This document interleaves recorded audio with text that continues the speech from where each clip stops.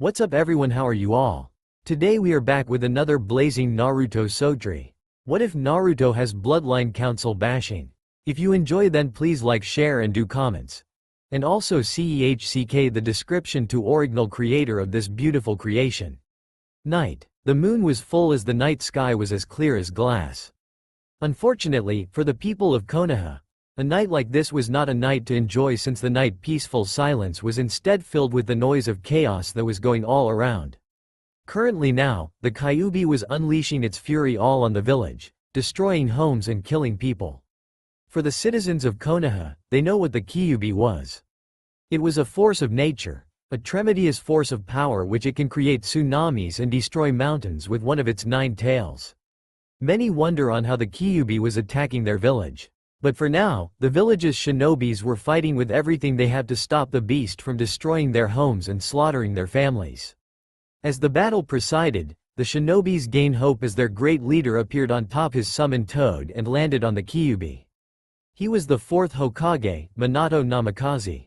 As the Kyuubi was about to unleash another devastating blast of chakra, Minato used his famous Hirashi no Jutsu to teleport him and the Kyuubi away from Konoha to a secluded area about 10 miles away. It was then that all the shinobi of Konoha saw a strong and powerful explosion in the distance.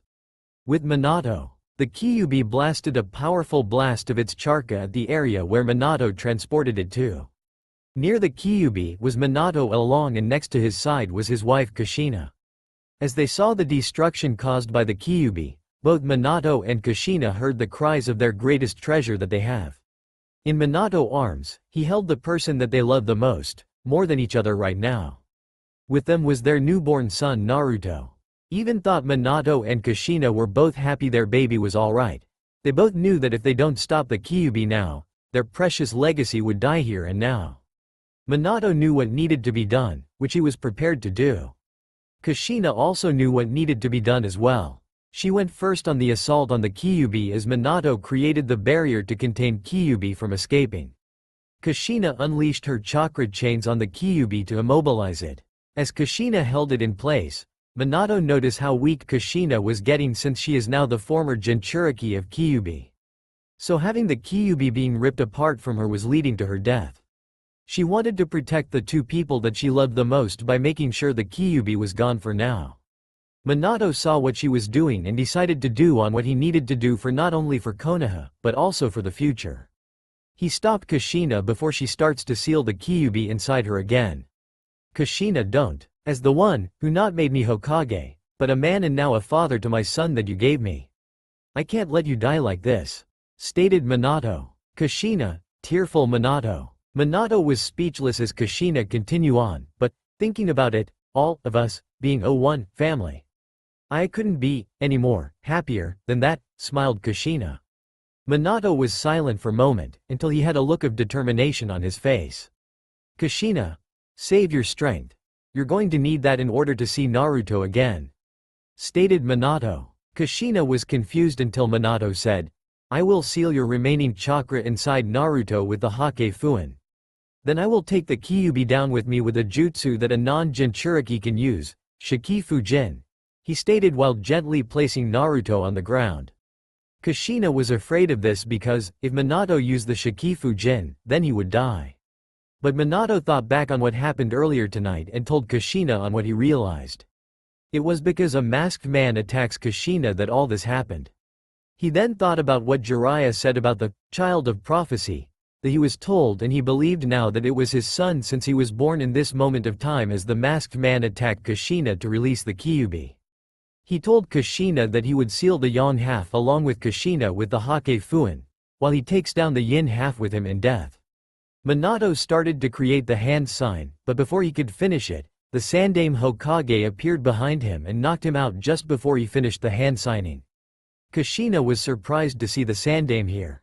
Flashback. When Gamabunta landed on the Kyuubi, the Sandaime saw Minato getting ready to use his Hirashi no Jutsu to teleport them to another location, where the Kyuubi won't cause any more damage.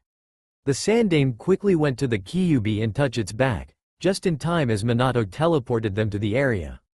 There, the Sandaime saw Minato putting up the barrier to keep the Kyuubi contained. The Sandaime was ready to help out Minato, when he saw him bring forth Kushina and, from what he guessed, his newborn son.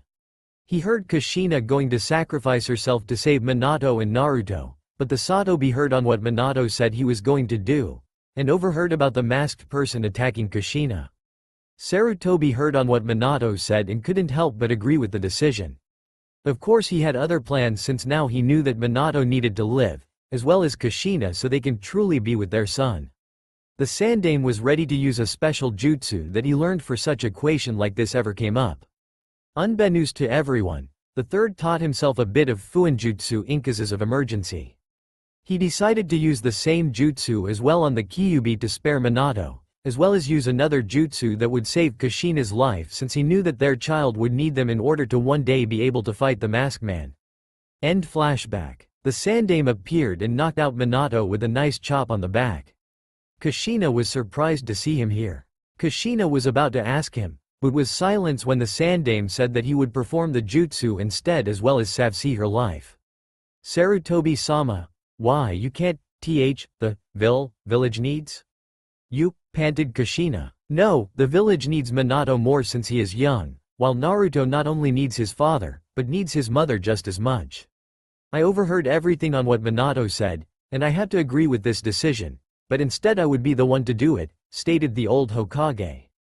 Kushina gasped in surprise, but before she can argue with him, the Sandaime spoke. Kushina. I'm old, I have just lost my wife because of the Masked Man. The only thing I could do now, as my final act is secure the future for not only your son, but for also the next generation, which you and Minato must help lead by raising your child. He stated as he started to perform the seals. The Sandaime unleashed the power of Shiki Fujin on the Kyuubi. He ripped apart half the Kyuubi's soul and sealed within himself. The Sandaime was amazed on how powerful it was since it numbed his body.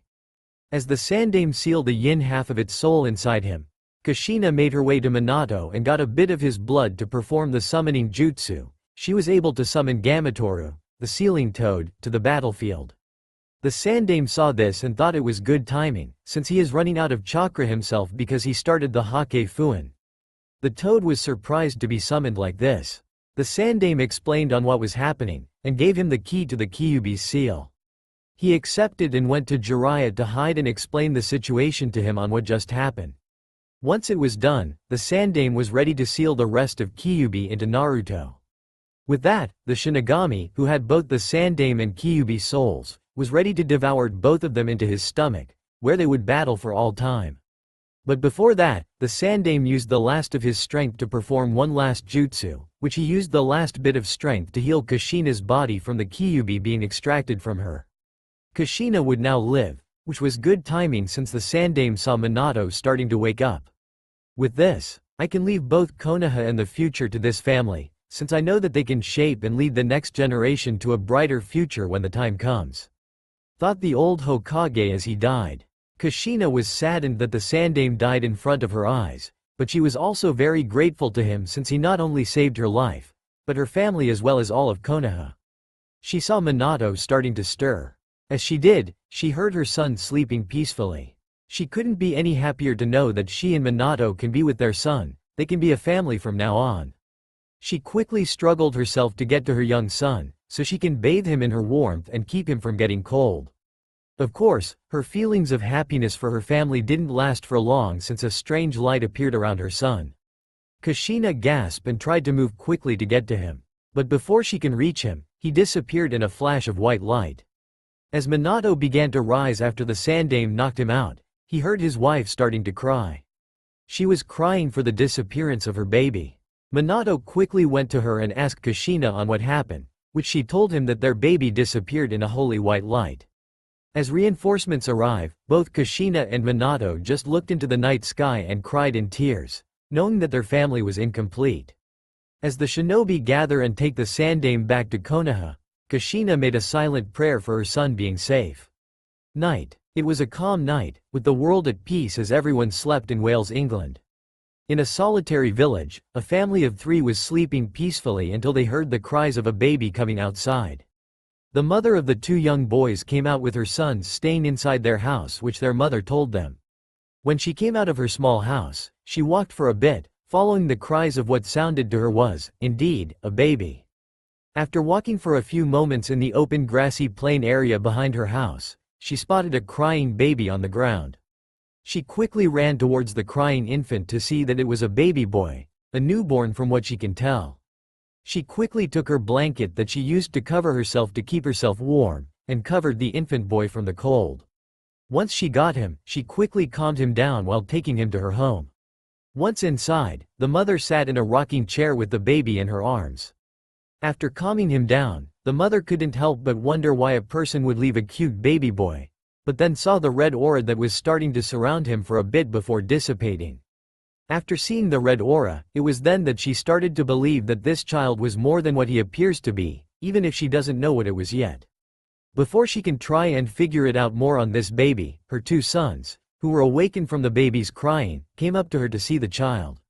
"Hey mom, who's the baby?" asked her oldest son with brown hair.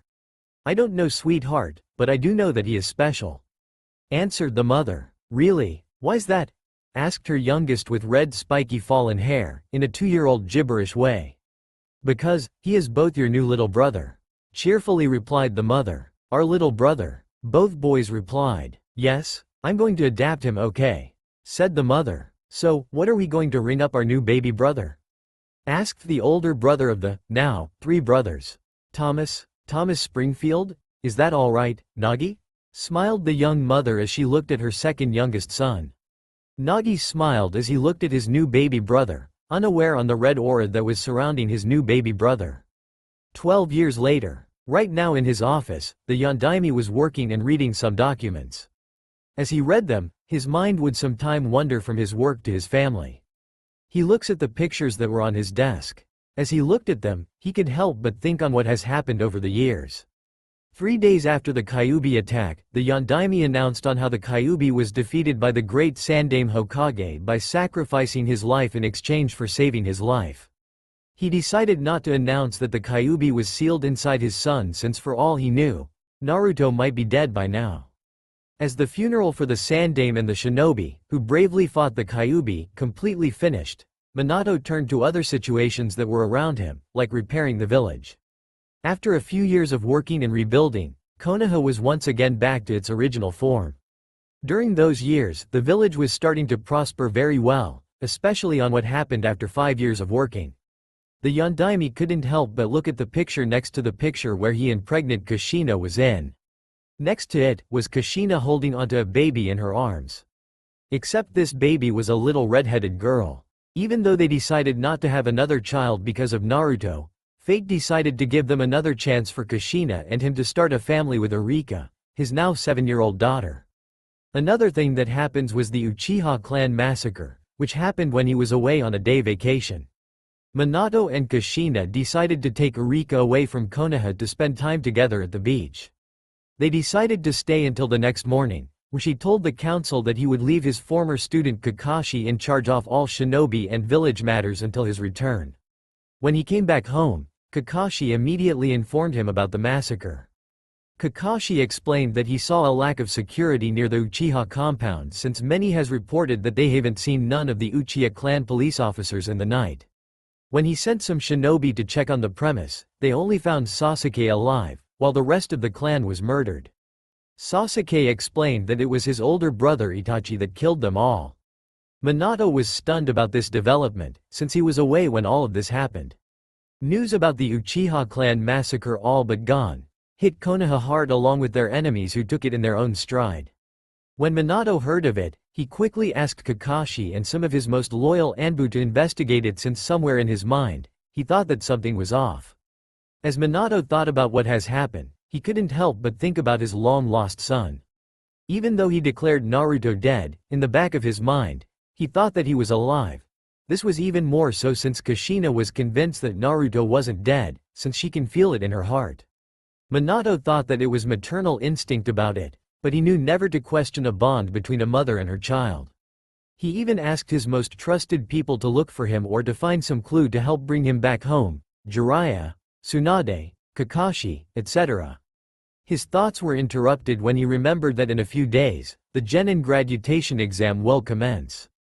As he thought about the exam, he couldn't help but think of his own son. He believed that his son should be in this exam like the others in his age group. As he thought about it, someone else was thinking the same thing. Namikaze Mansion, currently making lunch for a little girl and her husband that was going to arrive for his meal soon, was Kushina. Kushina Uzumaki Namikaze, the wife of Minato Namikaze, the Yondaime Hokage. She usually spends her time between home and working in the hospital as a nurse, to sometime teaching future kunoichi in the academy. As she cooked, she couldn't help but see her playful daughter Erika running around the backyard. Kushina just watched as Erika played with one of the summoning toads that Minato summoned for her. As Kushina watched, she also kept her guard up since one time when Erika was young, an Iwa Asasian was able to sneak inside Konoha and almost killed Erika if Kushina hadn't sensed the person in the last minute. As Kushina looked on, she couldn't help but imagine that the toad was her son, Naruto, playing with Erika instead. She often wishes that Erika would have her older brother to look up to. She remembered all the nights that she would sometimes stay awake until it was the middle of night to early morning, just to look out into the glimmering stars, hoping her son was watching the same thing. She remembered all the prayers that she made before going to sleep since deep in her heart, she can still feel her son was still alive, growing up stronger and stronger within her every day. As she looked on at Erika, she felt like something was going to happen soon, something that would change everything. Sunset. Right now, the sun was starting to set into the horizon to bring in the evening stars. However, the setting sun, which would bring about the beauty of the night stars, was only showing of the battle that was about to come. In an island, there was an army ready and waiting to attack against the enemy of the world. The only thing that wasn't ordinary from any kind of battle on Earth is that this battle isn't on Earth. The battle to end the war is in a magical world, where dragons, people with animal characteristic live, along with mages. This battle was against the organization that is trying to destroy the magical world and its residents. Leading this magical army was a hero to both human and magical creatures in the army. He was known as the most powerful mage, the one with countless spells. He was Nagi Springfield, but better known as the Thousand Master. He was, currently, assessing the last stronghold of the organization, Cosmo Entelekia. He was looking over the enemy stronghold, also known as Ostia's Royal Castle, the Gravekeeper's Palace. Not only was he looking at it, he was waiting for the rest of the magical army to show up. Along with him were his most trusted friends who not only fought with him by his side, but were also known to be the most powerful men in the world, known as the group called All Arubria.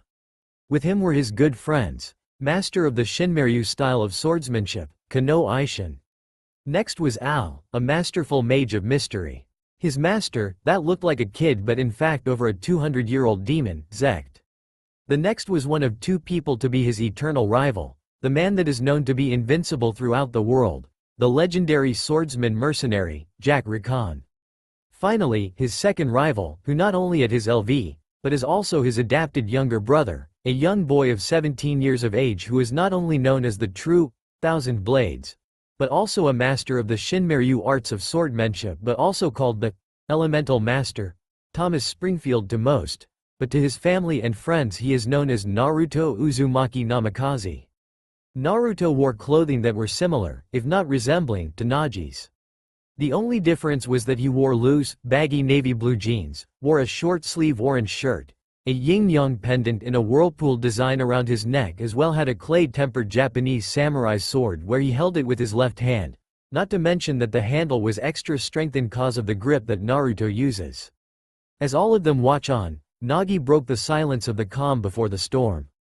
"They're so damn quiet, it's almost creepy," said Nagi as he looked on at the castle. "Well, they'll be underestimating us, that is what evil organization do, bro," said Naruto. It was then that one of the military personnel came up to Nagi and the others to report that the army is ready, which Nagi gave instructions. They then contacted another member of their group to organize the rest of the army, which sadly aren't here yet. Al looked worried as he said, "I'm afraid there isn't any time to make any delayation. We'll just have to make do with what we got. The time limit is upon us," replied Ainshin. "Indeed, the enemy has already begun the ceremony to return this world into nothing. The Twilight Imperial Princess, key to the world, is in their hands," said Al. "Yeah," said Nagi. Nagi then said, "All right men, let's," before being interrupted by his little brother Naruto. Nagi, wait. What is bro? We don't have time to wait. Said Nagi. I know that, but before we go just remember what we are here to do. I know you have a personal agenda on freeing the little princess, as do I, but that is not your only agenda here. Remember that we're here not to just save the princess, but also to save the world from their plan. Remember that we need stay focused in order to stop the ceremony from being unleashed. You understand, as Naruto looked at his friends, if we aren't careful, the enemy will use that one moment of our ignores to defeat us. So let's fight with everything we have and leave everything on the table since the enemy might have a trick or two. Alright, said Naruto. He's right, let's go in, but let go in cautiously with everything that is in the line, we can't make a single mistake. Replied Aishin. Got it, answered Nagi, before thinking about the princess and Naruto's words. Alright men, let's move, Nagi yelling out the order to attack the Gravekeeper's palace. With that, Nagi led the magical army for one last battle to end this war. Konoha. It has been a couple of weeks since the Genin graduation exam. Right now, Minato was dealing with Team 7 led by Kakashi on giving them another D-rank mission, but of course, he had to deal with Team 7's supposedly special team member, Sasuke Uchiha. Sasuke was arguing with the fourth on giving him a harder mission. This action was only supported by Sasuke's fangirl, Sakura Haruno, who is also agreeing with Sasuke. Minato disputed with Sasuke, but his former student, Kakashi said that it would be alright to give them a higher mission for them. Minato sighed, which he then decided to agree to Kakashi's request. Alright, if you think they're ready to take on a higher mission Kakashi, then you're on. Said Minato. This pleased Sasuke since he was getting tired on these low D-rank missions. Team 7 looked at the Yondaime, seeing him decided on what kind of mission that they can get. Alright, I have a simple C-rank mission. It's a bodyguard mission to a client. Said Minato. Team 7 wondered on who they will be guarding, which Minato answered their curiosity when he brought out the client. He was an elder man with gray hair and beard along with the fact he kinda looked overweight. His name was Tazuna, a bridge builder, the one who is hiring Konoha Nin to protect him from bandits and make sure that he finishes making a bridge. So these brats are going to protect me, some protection, they looked pathetic. Said Tazuna. This made the Genin irk, except Sai who showed no emotion about it. Kakashi then replied, don't worry, these guys can handle a couple of plain bandits and if anything, I'll be there to handle the rest. With this, Kakashi ordered his squad to get ready to leave the village, while Tazuna went to the gate for their arrival. As Team 7 left the office, Minato couldn't help but had that strange feeling again, like he did a couple of weeks ago. As he thought about it, he saw the wind change, like it was signaling him that something was coming. It was made even more ominous when the ink he uses to write down the documents made a bit of spill, but resembles that of the Uzumaki symbol. Currently, at an open platform, outside one of the palace's towers, Nagi held his opponent by his neck after the intense battle that he had with him. Magnificent, your strength is truly ludicrous, said enemy. The Twilight Imperial Princess, where is she? Answer me that before you die. Nagi ordered as he panted from the battle. Hey, hee. Don't tell me you are still under the foolish impression that I am the one behind all of this? Said the enemy as he saw Nagi's comrades come out of the building that the battle had taken place. What? Questioned Nagi. Before Nagi could ask, Naruto saw something out of the corner of his eye and yelled, brother. Watch out, in fear. The next thing Nagi knew, he and the enemy he was holding was shot through the gut by someone. His friends came immediately to help him out, but then noticed that the person that shot Nagi was getting ready to fire another powerful blast at them. Everyone put up their own powerful barrier or defense to block the incoming attack. At that moment, a huge blast of magical power was fired at them, as big as a 3-story building. They tried to defend against it, but were taken down. Once the blast died down, everyone was on the floor completely injured from mild to serious injuries. Rakan, for example, has lost both his arms from the blast as he tried to hold it back. In that moment when the smoke cleared, the mastermind of the war made his grand appearance which he came to the stage of the battle. He wore a black cloak that covers everything about him. He looked like the British style of royalty Grim Reaper.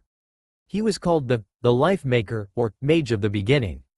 Everyone was frozen in fear, but despite all that, only 2 rose to meet the challenge that fell upon them. Nagi, with all his serious injuries, was the first to stand and prove his legendary status as the Thousand Master. Closely following Nagi's determination, the second was his younger brother, Naruto. Naruto, with his sword in hand, stood right beside Nagi, ready to prove why he was called the Elemental Master, or the true Thousand Blades. As they stood, the others who are still down, looked up to see them ready to fight, even with the injuries that they have.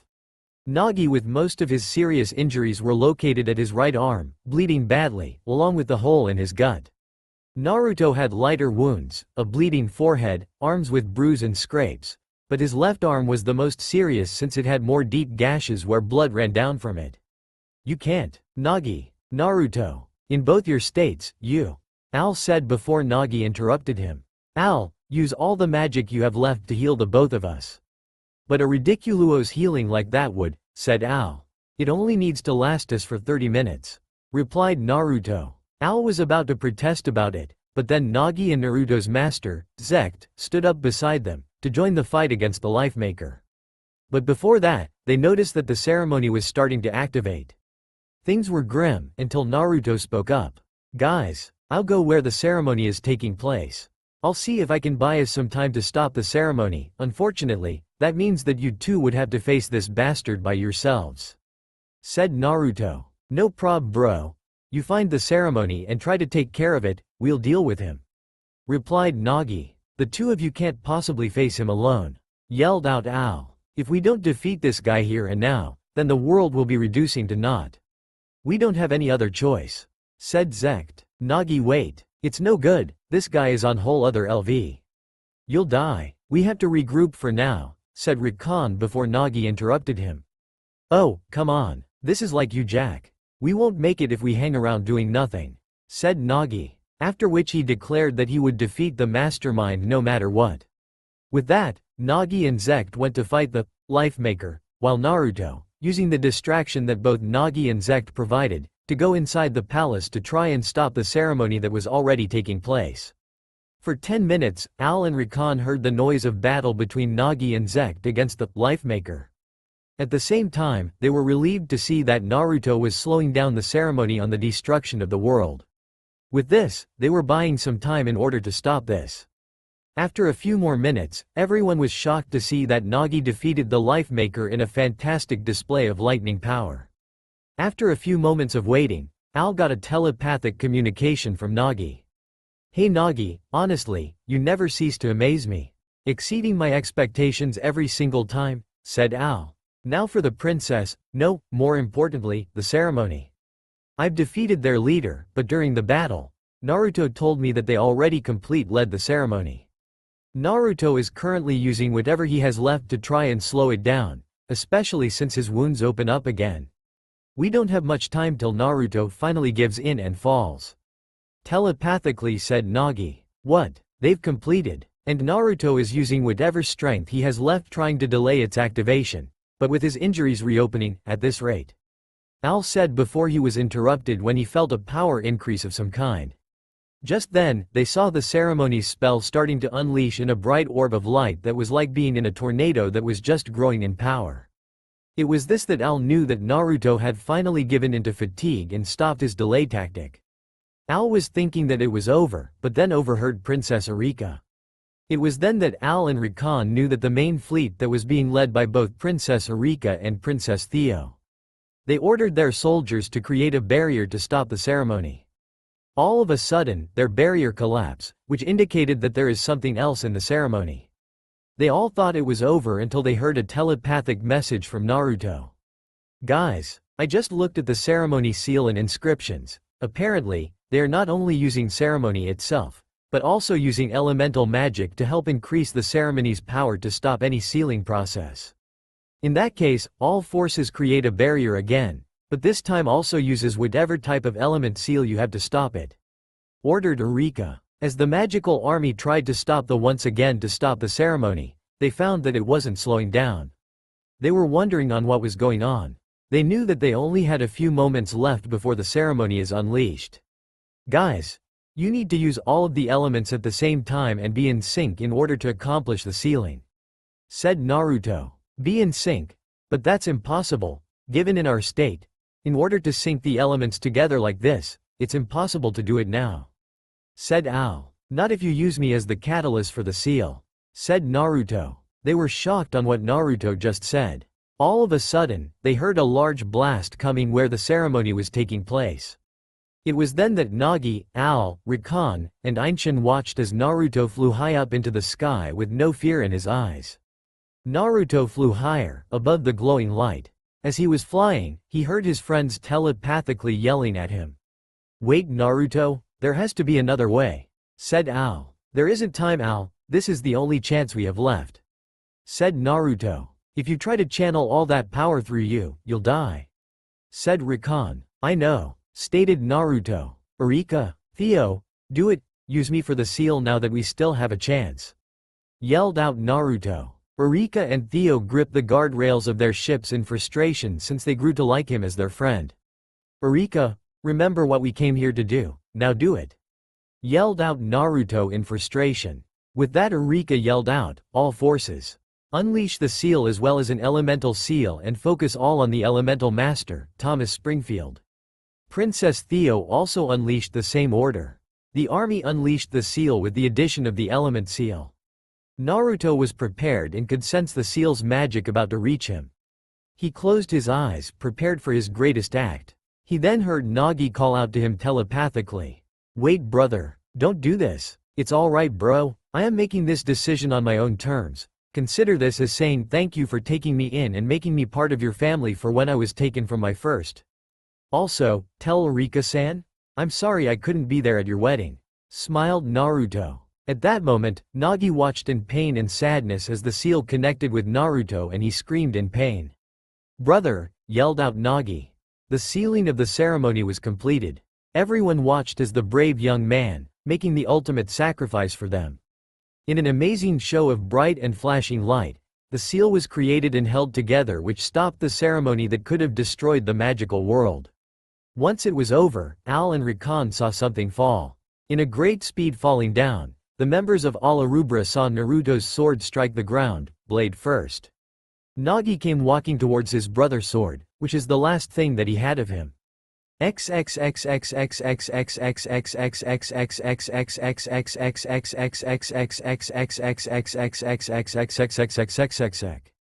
Naruto POV. Right when the seal struck him, he gathered whatever magical power he had left to harmonize all the elemental magic together to synchronize them. He felt so much pain when the sealing spell was activated on him that what felt like an eternity only lasted a few seconds. Once it was done, he then felt like he was floating in an endless void. So this is it, this is how it ends for me, HMPH, at least I was able to outdo my brother for once. Naruto smiled and thought, too bad, I wish I could have seen the look of shock on Nagi's face, it would have been a pleasure to see him so surprised like this. Said a mellow voice, I would have settled on finally outdoing both my brother and Rakan on our rival matches, Kurama. Said Naruto to the Kyuubi. Naruto, are you going to be okay? I know at this moment that we don't have much time to live yet. I wished you could have seen your parents for once in your life. Said another mysterious voice. I'll be alright. I'll be able to see them again, after all. Where we are going, everyone will be going to the same place in the afterlife. I will wait for them when the time comes, Sarutobi Gigi. Said Naruto. Naruto was mentally talking with the Kyuubi and the Sandaime Hokage. He knew about them for a good few years now, thanks to his family and friends. Naruto, my time is drawing near, with you having little magic power left. My spirit can no longer stay in this plane anymore, but even so, I have to thank you, cause through your eyes, I was able to see a whole new world beyond my imagination. A world of possible peace and tranquility, even if it was for a short time. Said the Sandaime Hokage as he began to fade. See ya, old man, I'll be following you in a moment, alright? Said Naruto. The Sandaime disappeared in front of Naruto as he too began to drift towards someplace. He looked to see a bright light getting bigger and bigger, driving the darkened void that was surrounding him for a while. As he began to go through it, he felt like he will be at peace now.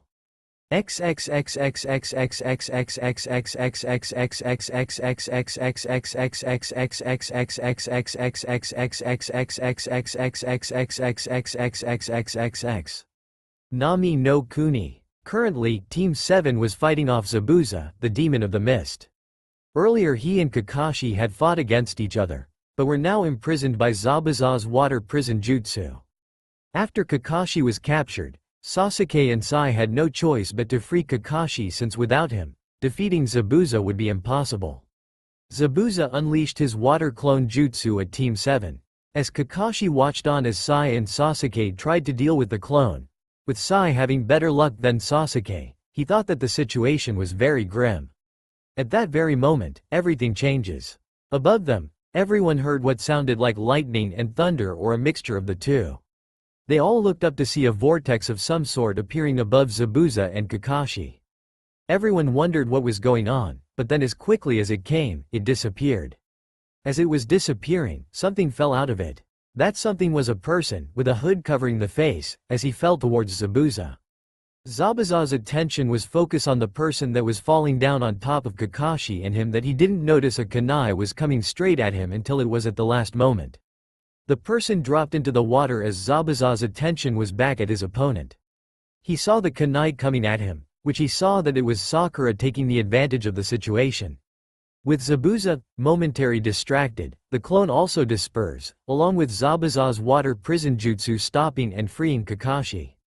As the commotion of the falling person, Naruto himself was also having some strange thoughts on what's going on. I thought in death, I should feel no pain, and yet I still feel so sore, plus, why am I underwater? Am I going to drown while being completely in pain or something? As he sinks deeper and deeper into the darkness of the bottom of the water, he felt a hand grabs his and started to pull him away from the dark depths to the surface of light. It was then that he just fainted from exhaustion. Currently in a bedroom, Kakashi was laying down on a futon on the second floor of Tazuna's house. Lying next to him, about a meter away, was Naruto. But unlike Kakashi, he was bandaged up and still out cold. After Naruto fell into the water, Kakashi immediately rescued him from drowning. He then saved Sakura from Zabuza's sword strike, while carrying Naruto under his left arm. Kakashi then pushed back Zabuza to give them some space. Kakashi placed Naruto near the shore, which he ordered his team to not only protect Tazuna, but also help the unconscious person, whose face was hidden because of his hooded cloak. Once Team 7 drags the person to shore, Kakashi then focuses his attention on Zabuza. He used his Sharingan to copy Zabuza's movements, which he was able to get the upper hand. Right before Kakashi could finish him, Zabuza was killed by a Mizu Hunter Nin. Once the Hunter Nin took Zabuza's body, Kakashi's team immediately came up to him, while he walked towards them. But it was also then that the effects of Sharingan took its toll on Kakashi and knocked him out. Team 7 decided to take Kakashi to Tazuna's house to get some rest. But before making that decision, they looked at the person that was lying before them. Sakura took a closer look at him, but once she touched his body, she felt something warm on his left arm. She thought it was his arm trying to warm up again from being in the cold water, but when she looked at her palm, she saw that it was blood and that he was breathing shallow. After deciding on what to do, they took him to get him some medical attention. Once in the house, they took Kakashi to the second floor to rest, the same with Naruto, who they don't know, to start some medical stuff. Sakura knew a bit of medical knowledge from the academy, while Tsunami, who also knew a bit of medical knowledge, helped in bandaging the person. They stripped him of his clothes to see that he was young blonde spiky-haired teenage boy. As they strip him down, Sakura couldn't help, despite the situation he was in, he was quite attractive. Tsunami quickly saw that his left arm was completely bruised and bleeding badly, along with bleeding forehead, an open deep wound on his right side. Tsunami and Sakura did all they can do and bandage above his waist and hope that he can pull through his own strength. Evening. It has been a day since the battle with Zabuza. Kakashi woke up early evening from his fight with Zabuza. As he looked around, he saw that Sai was watching him. Once Kakashi was awake, he looked around his environment to see that the person that, unintentionally, saves him was here and out cold from the serious injuries that he could see. After gathering Team 7 with Tazuna and discussing the battle between Zabuza, as well as the likelihood that Zabuza is alive, Kakashi informed them that he would train them in order for them to prepare on fighting Zabuza again. Sasuke grinned on the thought of having another chance to fight Zabuza again, while Sakura looked kinda worried. Sai didn't really care that how his face said about him. Now, since Zabuza is out of the picture for the time being, I'm now more interested in finding out on who that person lying next to me is, said Kakashi, as he once again looked at the young teenager. This time he was more detailed on looking at him. Kakashi saw the boy that he had blonde spiky hair and tan skin. He would have liked to get a more accurate look on him, but his face had a few bandages on, along with the bedsheets that cover his body, one on his cheek and another around his forehead. He can also tell that the boy was also strong since his body was well built. Nagima ch. 238. pg. 2 to see Naruto's body features. Of course he can also see some of the bandages that were on his body. After examining the boy, he looked at his team. Were you able to find out anything about him while you were treating him? Asked Kakashi. Not yet, since I only help with some of the bandaging above the waist, while Tsunami looked and bandaged the rest of his body since she saw that he had a few more bruises on him. I did ask Tsunami to give me his clothing so we can check if he had anything on him, answered Sakura, which she brought to Kakashi a few pieces of paper that looked like letters, which some were old and new, a pendant, and his boots. So that's all you've been able to find? What about his clothes? Sasuke asked. Yeah, that's all I found in his clothes. Tsunami put some spare clothing on him before washing his clothing since it was dirty and had dried blood on it, answered Sakura, until she snapped her head up a bit. Oh wait. Tsunami said as she was checking on him that he shouldn't be called a boy for some odd reason while she blushed a bit. Other than that, there was nothing else she saw on him. Sakura said. I see, answered Kakashi, as he thought about the boy and the mystery that surrounded him. Sai looked at the boots to see if there was any hidden sea apartment, while Sasuke looked at the pendant, which brought his curiosity up since it was the yin-yang, but in a way that it was a whirlpool design. Sakura looked at the letters to see that it had some unique way it was made. The letters, written in Latin, had two black horizontal and vertical lines near each edge. Above the letter had strange writing that was written horizontally and had many of the strange writing going down. In the center was like a circle with strange symbols. Near the circle was a mute button, a play button and stop button symbol, which she doesn't know.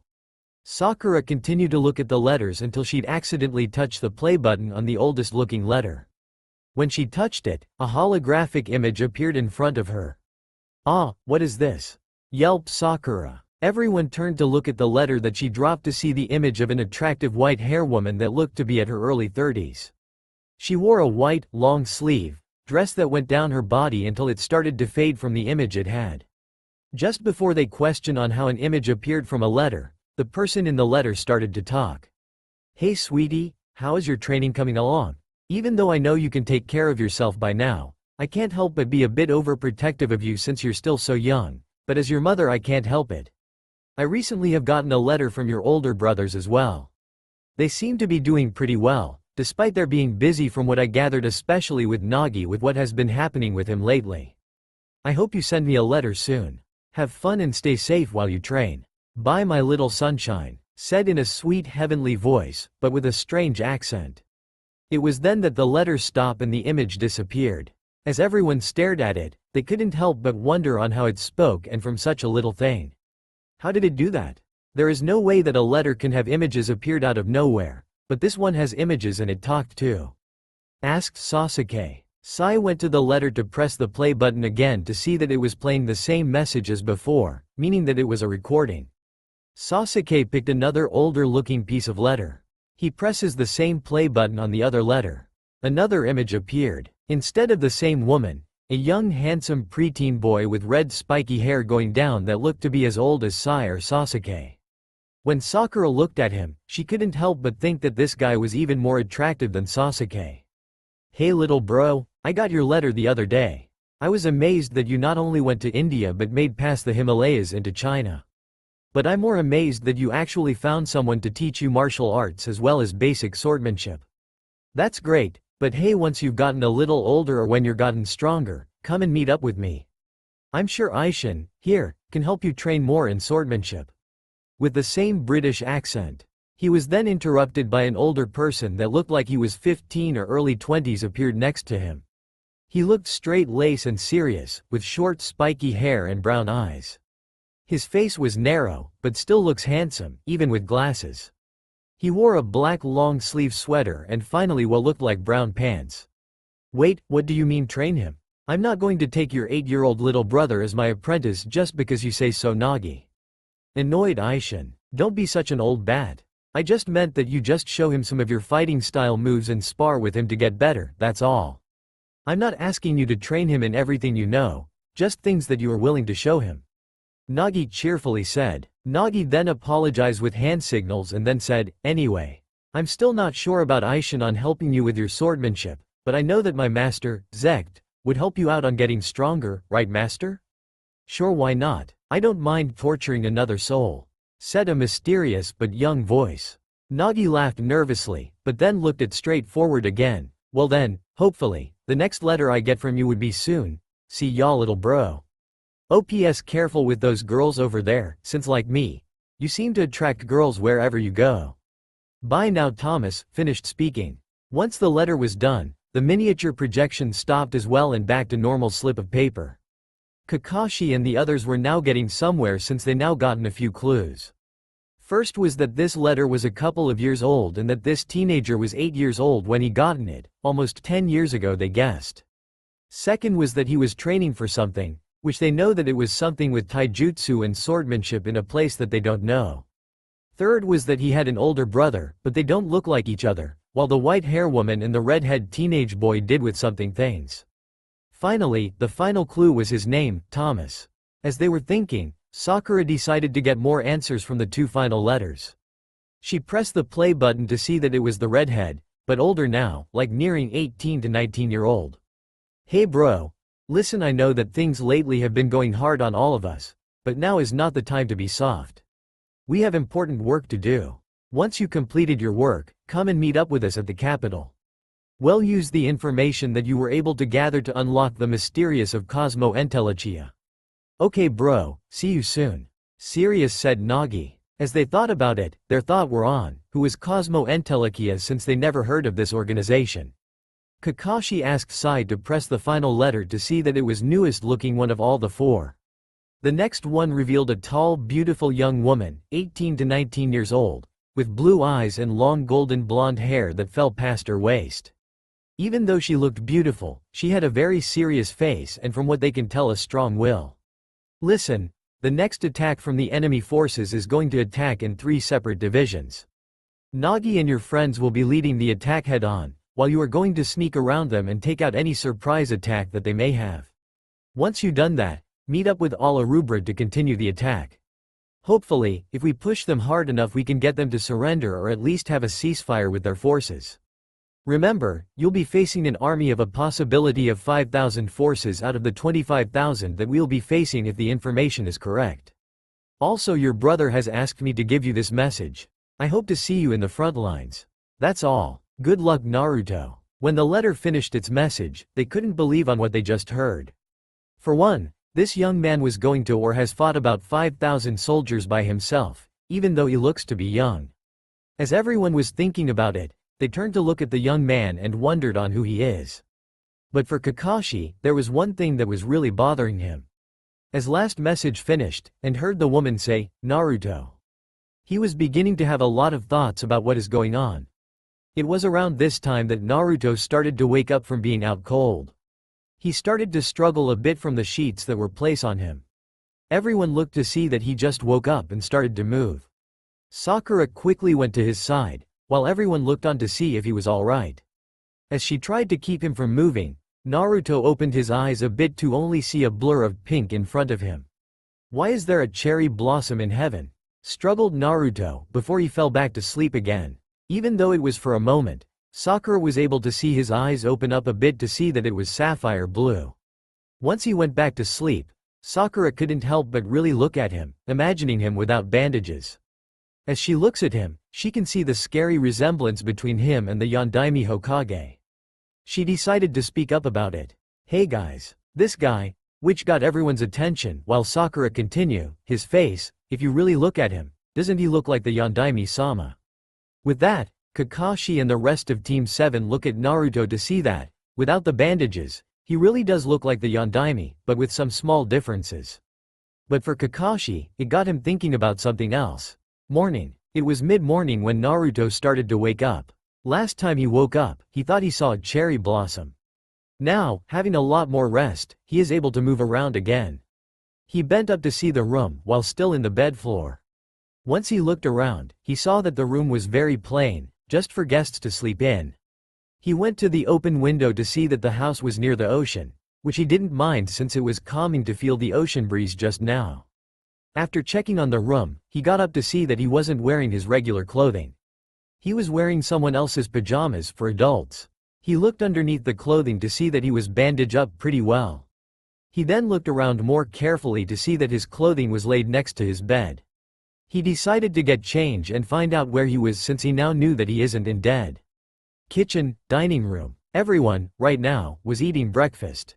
Kakashi was well enough to eat something, but still had problems moving on his own strength, which he needs crutches to move around.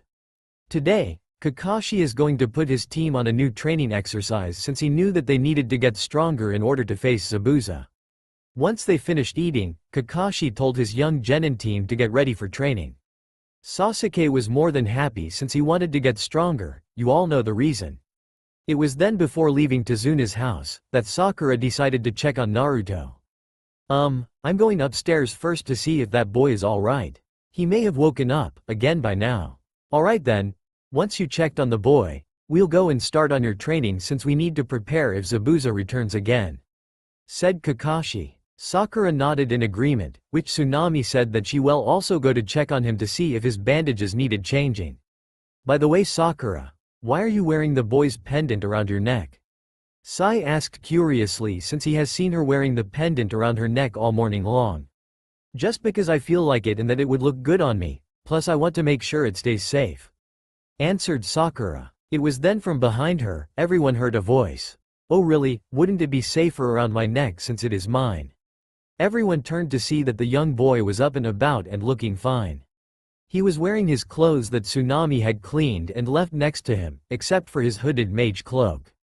Sakura blushed a little since she was seeing him up close, without the bandage on his face, to him and had to admit again that he was attractive. Everyone was stunned to see that the boy was able to walk. Considering the injuries that he had, he should be out and unable to move for a week without medical attention. It was then at this point, that Tsunami got her act back together and quickly made it to him. What are you doing?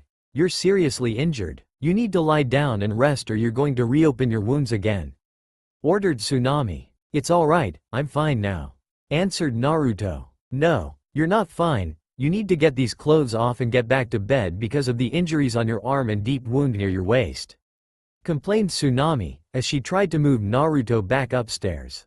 But Naruto just held back Tsunami to remove his shirt to reveal his chest.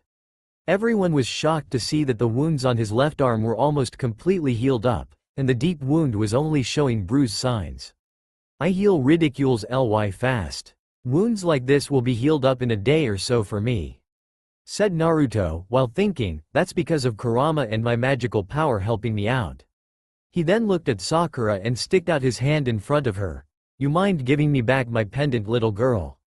asked Naruto. Sakura complied and removed the pendant from her neck, which Naruto took it back and placed around his neck. He then asked on who bandaged him up, which Tsunami and Sakura answered that they did. He thanked them for helping him out, but asks if Tsunami is the one that changed his clothing. Tsunami, blushed a little, agreed that she changed him, which he said thank you. He looked around to see the people that were seating in the kitchen. He saw Kakashi, Sasuke, Sai, Tazuna, and Tsunami's son, Inari, which of course, he didn't know.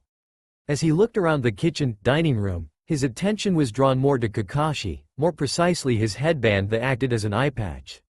Naruto looked at Kakashi's headband, which was bugging him about something that Kakashi noticed and decided to speak about it. Why are you looking at me?" Kakashi asked. "Oh sorry, it's not you I'm looking at, it's your headband," answered Naruto. "You're interested in my Konoha headband?" questioned Kakashi. "Konoha," muttered Naruto. It was then that Naruto gone wide-eye, as he remembered now on why Kakashi's headband was familiar to him.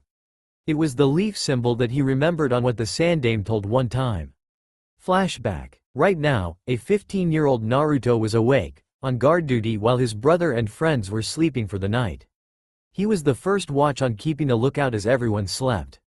As he looks up to see the stars, the Sandaime Hokage appeared next to him in his ghostly figure.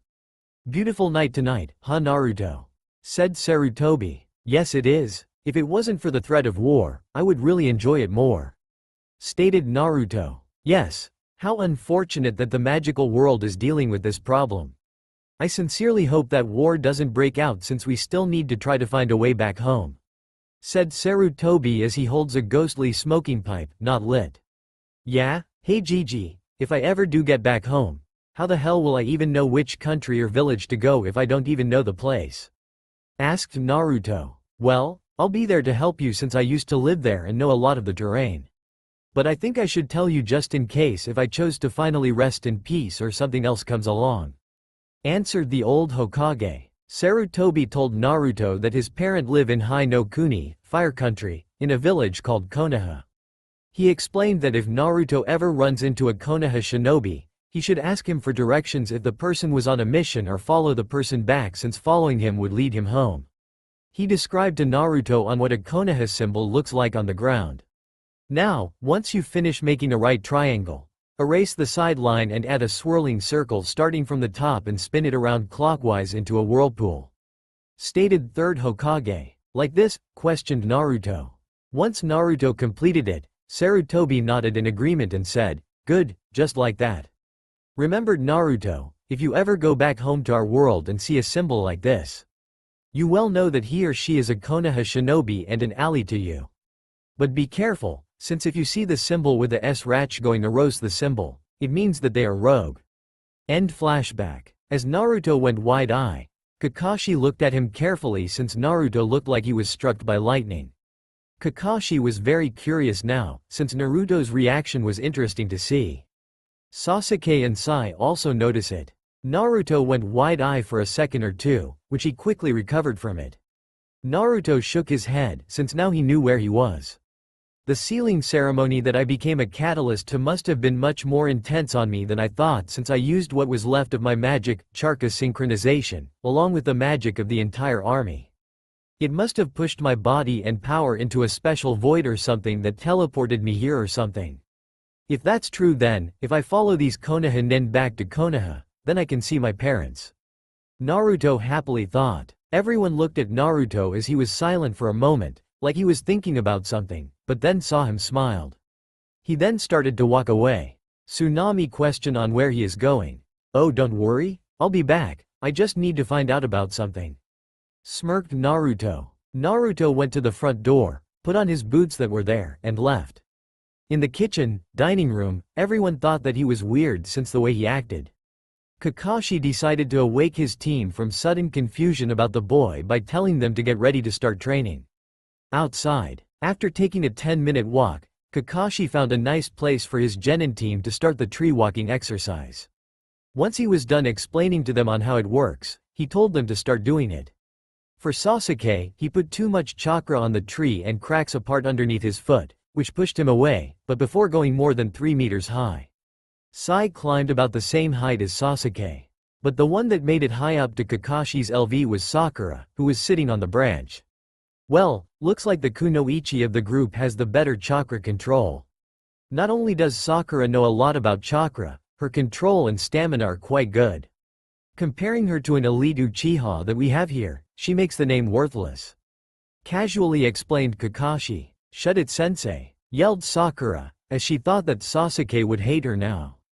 As Kakashi watched from above at both Sasuke and Sai, he thought, of course, Sasuke have an incomparably greater chakra amount of charka within him.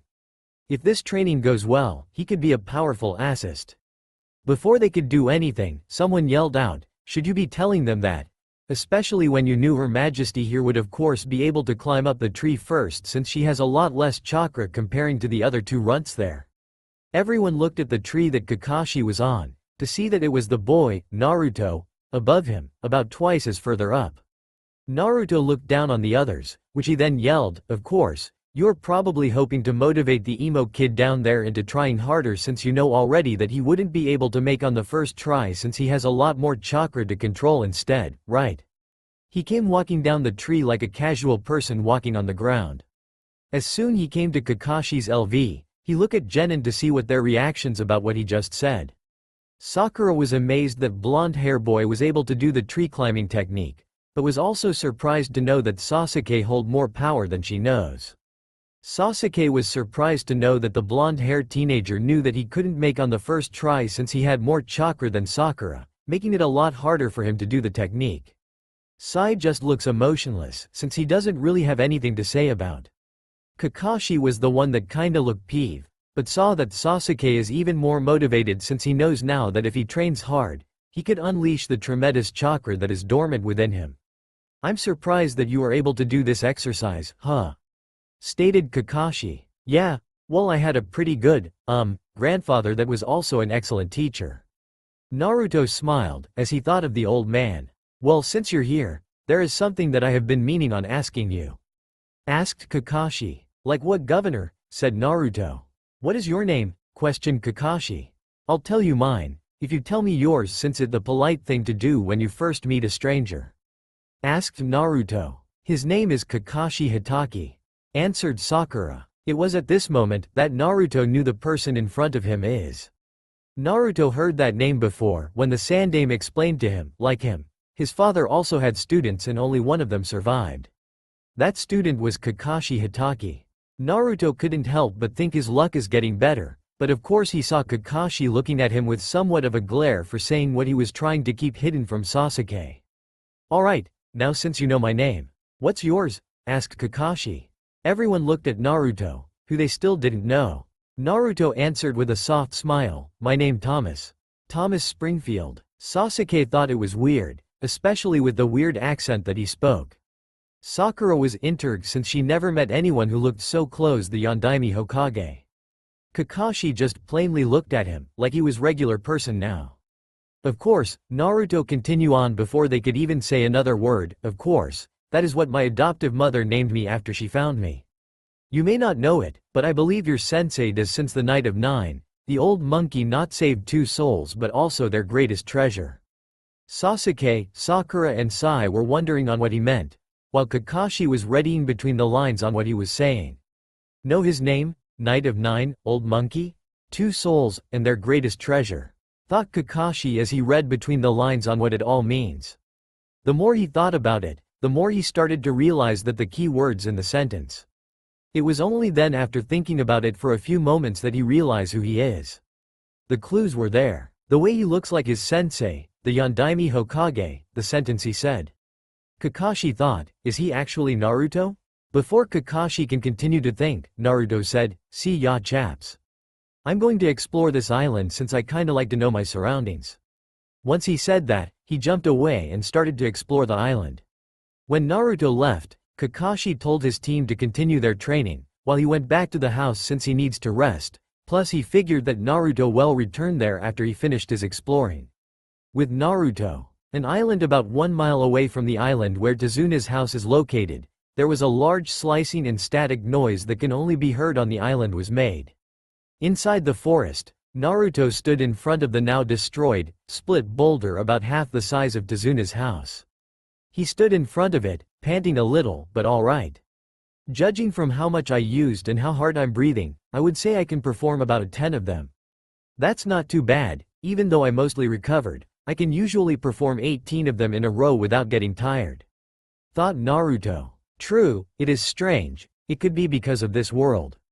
Don't forget this world is ruled by shinobi who uses chakra, while you were raised in the mage world that uses magic that is connected more on spiritual energy which this world doesn't use unless it is from their own spiritual powers to mold chakra. Not to mention that the concentration of magic here is lower than back home, even though there is a lot of life force. So I guess it's going to be harder for you to wield your magical power at your true amount. But of course, you have been already trying to figure out on how to compensate on your power.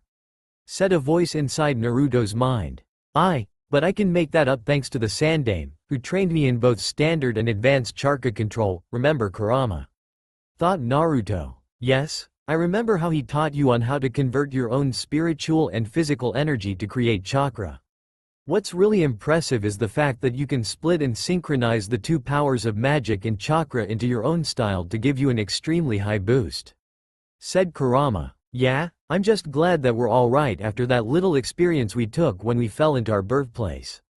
Thought Naruto. Now, as you all are wondering, Kurama is the recently now known name of the Kyuubi no Yoko. I will explain later on how Naruto and Kurama got to be in good terms. Flashback. Naruto made it the small island away from the island that Tezuna's house was located. He first found a nice flat boulder that had a good view of the ocean. After finding the location, he went and sat down in a meditating state. Oi Kurama, Kurama, are you alright? Answer me, Naruto mentally yelled out in his mindscape. It was silent for a while, but then he heard a bit of a small sound, which started to get louder. Naruto, my head is aching me, what happened? Where are we? Said Kurama. We're back in our world. The world that we were both born in, thought Naruto. Are you sure? Said Kurama. Yes, I spoke with some Konoha shinobi when I woke up after our little life or death situation. I saw the leaf symbol on all of their headbands. Thought Naruto. So I'm guessing then that it's going to be an interesting reunion, said Kurama. Yep, I guess. Naruto thought, feeling a little nervous about meeting his parents. End flashback. After making contact with Kurama, Naruto decided to check on his magical powers. Once he knew where he stands, he decided to check the area around the village in secret. He quickly went back to the island to start checking things out. Tezuna's house. It's already past 5 p.m. when Naruto returned back from his little adventure. He already checked the island inhabitants and saw the poor condition that the villagers have been living in. He already has seen the poor conditions during the war in the magical world. On the way, he bumped into both Sakura and Tezuna. Before he walked towards them, he saw Sakura gave some candy to a little boy, who looked very hungry. He walked up to them and complimented her on it. It was also there that Tezuna explained on how the person who is destroying the people's lives was named Gato. When Naruto saw how these people were starving and suffering, he decided to give them a little help. Naruto went along with Sakura and Tezuna back home to Tezuna's house. Dinner was made by Tsunami, which Tezuna's sat in the head of the table, while everyone else sat on the sides. Naruto thanked Tsunami for the meal as well.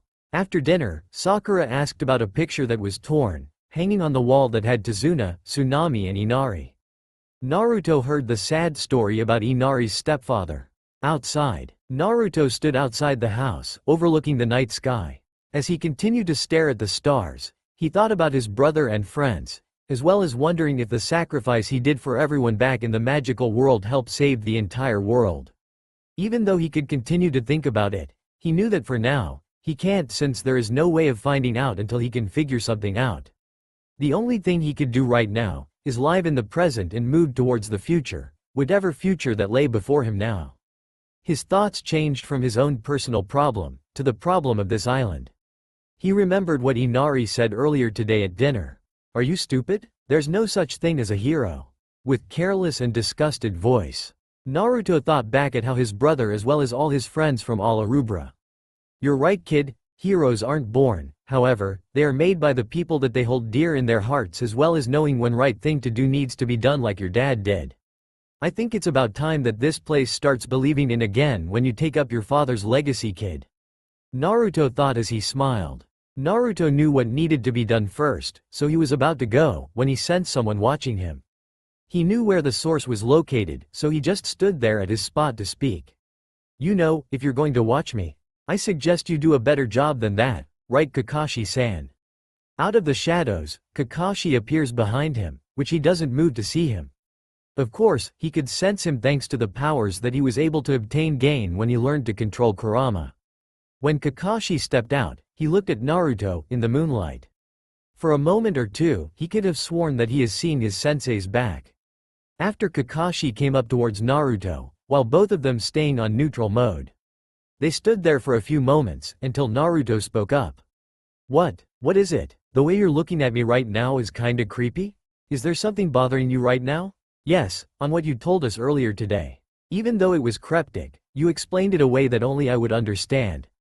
If I'm right, then, are you really? Stated Kakashi, until Naruto cut him off. Yes. I am. If you are wondering on how I know as well, you can thank the old monkey since he has been with me for a couple of years now. Unfortunately, he is now resting in peace.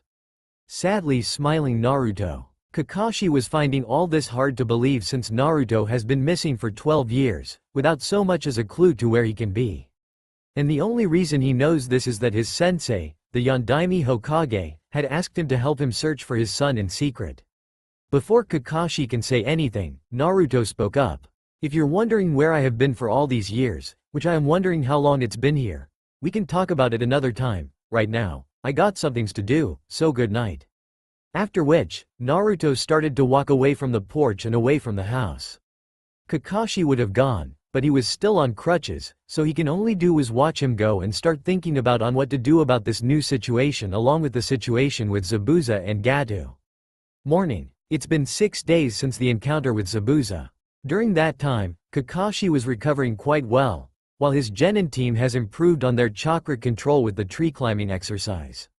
But what was surprising for not only them, but also everyone in the village was the fact that someone or something came into the village, and suddenly left everyone in the village, food provisions, mostly rice, fresh vegetables, and fruit, in front of everyone's homes, enough for the people living inside to get by for 2 days. This went on every 2 days for the entire week. Everyone wondered on who kept coming here and giving them these gifts for them not only to eat but also to feed their families. Naturally, the people were wondering on who it was. Kakashi had a pretty good idea, but he couldn't prove it without some sort of evidence, especially considering on what it requires for this to be true or not. It was early in the morning on the 6th day and Naruto was sleeping on plain grass, surrounded by trees. The reason he was sleeping there was because he felt like it since it was starting to get crowded back into Zuna's house. As he slept, there was someone else walking through the forest. Someone was walking around the forest, picking up plants and herbs for medical treatment. The person was young girl, 15 years, long black hair that goes past her mid-back. She had a beautiful face with lovely black eyes and wore a kimono with swirl designs. As she enjoyed the walk, she noticed that some of the birds that came around her gathered on another spot. She looked to see that there was someone lying on the ground with a hood covering his face. Once she notices the person, she can tell that the person was a young man. She quickly went towards him to see if he was alright. Tazuna's house. It was mid-morning when everyone in Tazuna's house was fully awake. Sakura was now coming downstairs to meet up with everyone. As everyone was getting ready for Tsunami's breakfast, Tazuna wondered what happened with Naruto since he left yesterday night. For the past couple of nights, none of them knew that Naruto was doing for these past couple of nights, but guessed he is probably the one that got the villagers the large amounts of food. Of course, they knew that it was impossible since it would be impossible by himself. As they wondered where Naruto is, Kakashi explained to them that he is just fine since he may not look it, he is a natural survivor. Naruto was sleeping peacefully when he felt someone starting to try and wake him up. He could hear a soft gentle voice say, "You'll catch a cold sleeping in a place like this." Naruto woke up to see a beautiful raven hair beauty in front of him. Naruto yawned before saying, that was a nice nap. He then looked at the beauty. "Who are you?" asked in curiosity. After explaining that her name is Haku and was a healer, Naruto joined her in helping her look for herbs. As they search, the Haku asked Naruto on why he doing in the forest by himself. He explained that he was doing a bit of training and decided to sleep in the forest since it was too crowded a place he was living for the moment. As they continued to have their conversation, Haku asked him on why he was training. Naruto explained that he was training so he can be as strong as he can find his lost family and to help protect them. Haku agreed with Naruto since she has someone else to protect as well. As they were finishing up, Naruto bid farewell to Haku. "Oh, by the way, I'm a boy," said Haku as he was leaving. Normally, any guy that was trying to flirt with Haku would have freaked out to know that they were trying to put the moves on a boy. But Naruto was different. At first, Naruto was of course stunned for a moment, but sensed something else which he just smirked. "Alright, thanks for telling me," said Naruto as he walked away, while saying, "Mr. Tomboy." With a smirk, Haku was, of course, surprised to hear Naruto say that he was a tomboy, but thought that Naruto actually knew that he was actually a she. Haku would have thought about it more, but she knew that she needed to get these herbs to help Zabuza heal better. Tazuna's house. It's been another hard day of training for both Sasuke and Sai since they have been doing the tree climbing exercise, but were finally able to make it on top of the tree with only their feet. With that, Both of them went back to Tezuna's house. Currently, it was dinner time when Sasuke and Sai made it back to Tezuna's house, which they told Kakashi that they made it to the top of the tree.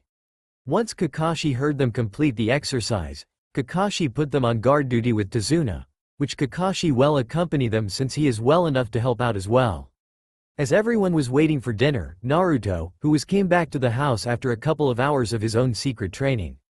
During that time, he sensed Inari starting to feel mad about something towards Kakashi and his genin team.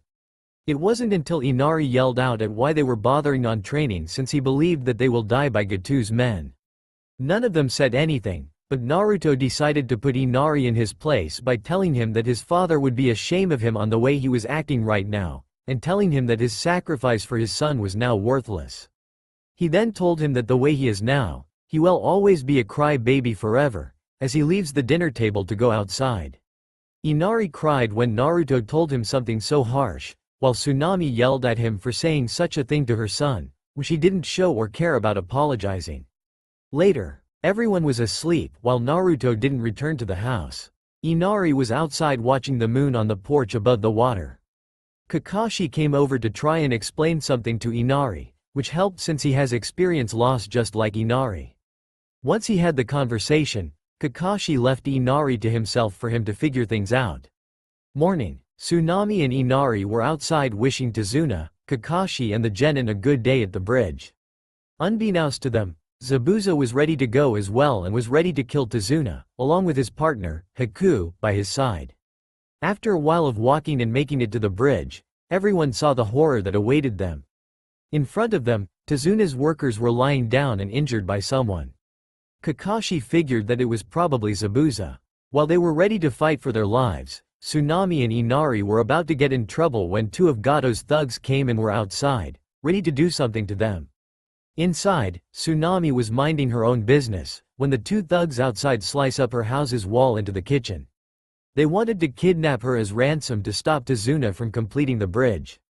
Inari came down to see what happened, and saw the thugs. One of them wanted to cut the kid since they needed only one hostage. Tsunami threatened to kill herself to protect her son. They took Tsunami while Inari just cried about not protecting his mom and stuff. He then remembered what everyone told him about being strong and stuff. Once he made up his mind, he went to defend his mother. He ordered them to stop and let her go, which he then ran towards them to knock them out. Tsunami tried to stop him, but the two swordmen pulled out their swords to cut and kill Inari. But right before they could reach each other, both the swordsmen were thrown off over Inari and knocked away towards the house. Inari wondered what happened, as well as Tsunami.